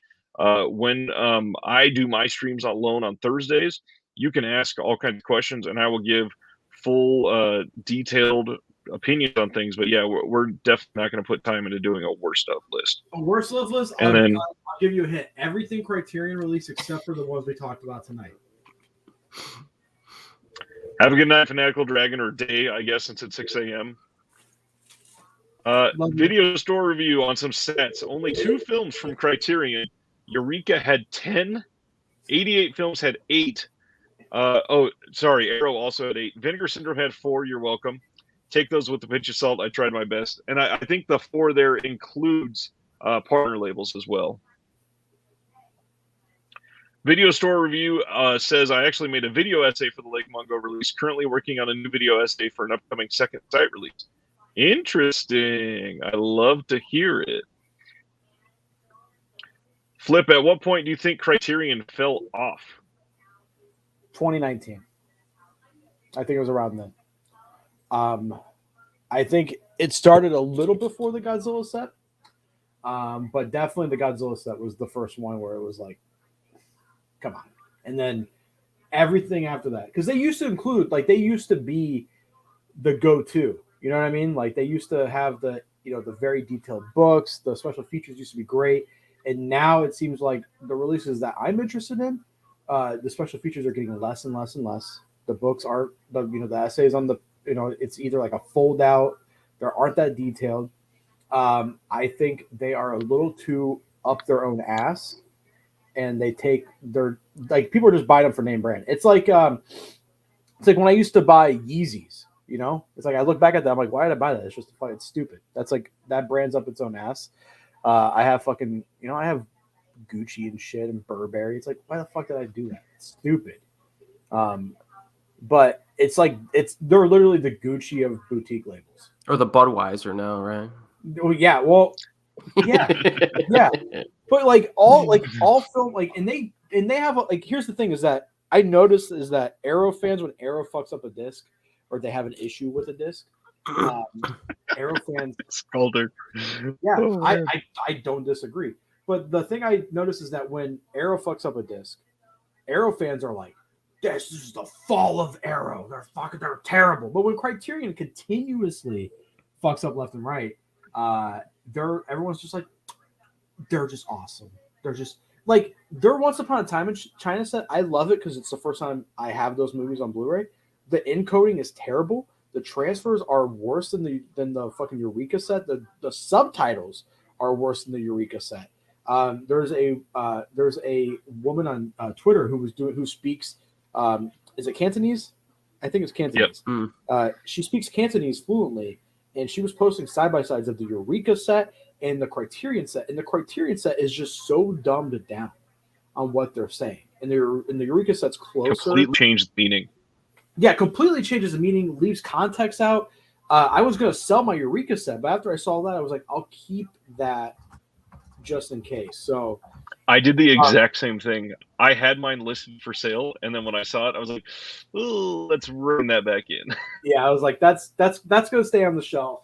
And their packaging, man, and their price points, like they need to eat and that's the thing is they're surviving off of their name brand because what they're offering is not on par with Eureka, with Arrow, with especially Indicator. Indicator gives you I think those noir sets are what $72 retail roughly. You're getting 5 to 6 movies a set, loaded with special features, and a book. That's 6 movies. Mm-hmm. 2 Criterion movies are more than that fucking Indicator set, and they're offering less. And their packaging, man, their box sets. Besides Zatoichi, Lone Wolf is when I think I was like, you got 6 movies, and it's all right. But the Bruce Lee set was flimsy for $120. That shit better be made of marble. And then, their Once Upon a Time in China set is even Eric. If you do you have their Bruce Lee set? Yeah. Hold the Bruce Lee, take the the contents out. In the box, compare the Bruce Lee and the Once Upon a Time in China set. The Once Upon a Time in China set is even thinner than the Bruce Lee box. And I don't know, dude.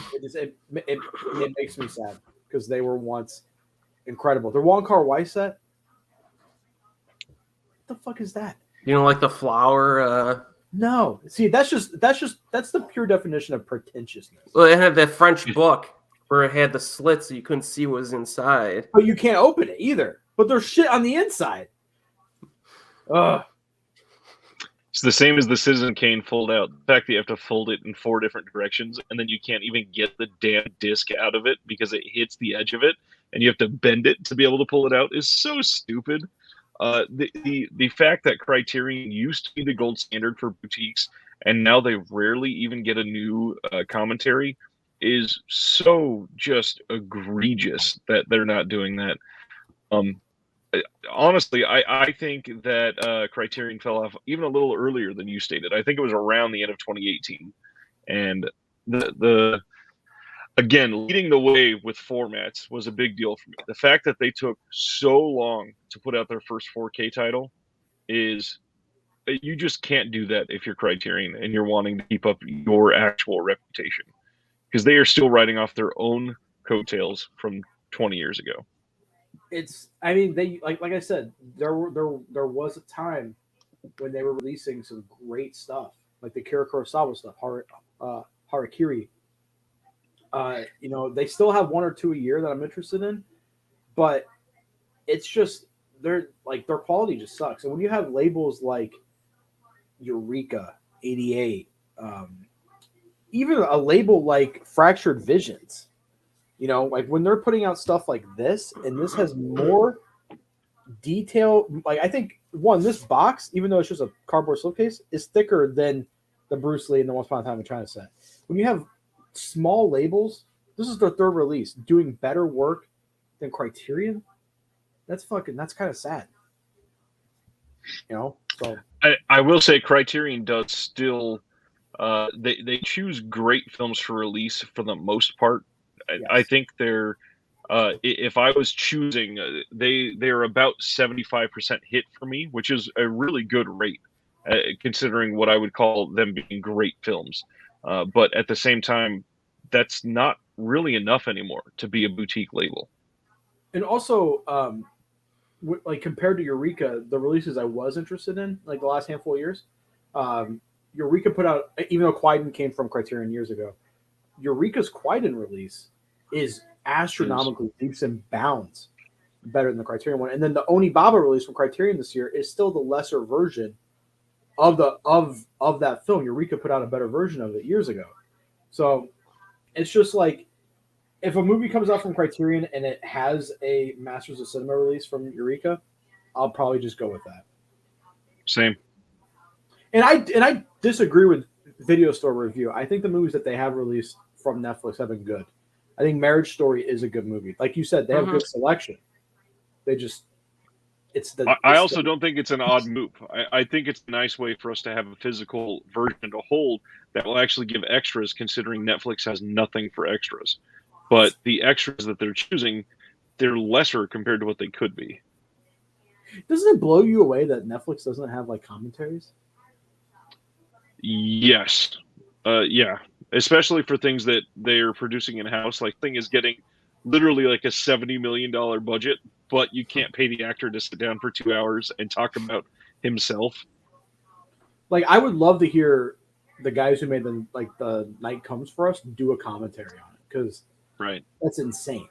But yeah, Criterion is just, I don't know, they've gone downhill. I'm just like looking around my Criterion stuff I have near me, and all of it that I really truly enjoy is 2+ years old.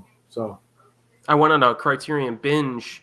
I used some Amazon gift certificates, and a lot of the stuff I bought was just the older releases, even like their DVD releases of the Eclipse box sets, stuff like that. Nikatsu Noir, great box set from them. But yeah, they suck. On that note, thanks everybody for hanging out. I think that this was, honestly, it's a hell of an undertaking to pick 20 releases from a full year and actually be able to speak on them and share with three other people basically in the same virtual room and go over it in this much detail and have everybody be engaged the entire time is awesome. Stoked that you guys are here. Keep in mind, next week, which will be the 21st of December, we will be here and we will be talking about the 3 best labels for the year. We will be counting them down. And when we're talking about the label, we're going to go through a bunch of titles from them that made us feel like that was earning that score for them.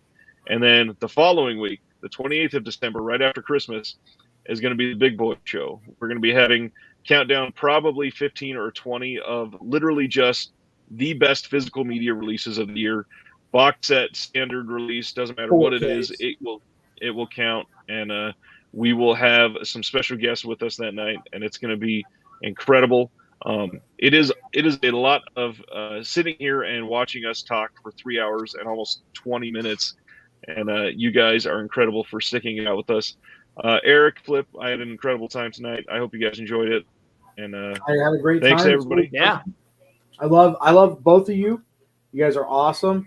I love 90% of the people in the chat. You guys are awesome too. Next week, the next 2 weeks are going to be fun. The final episode is going to be hard. This was hard, but then having to take shit out of this list and add shit into it is going to be even harder. So, yep. Thanks everybody. Have a good night, and see you next Tuesday.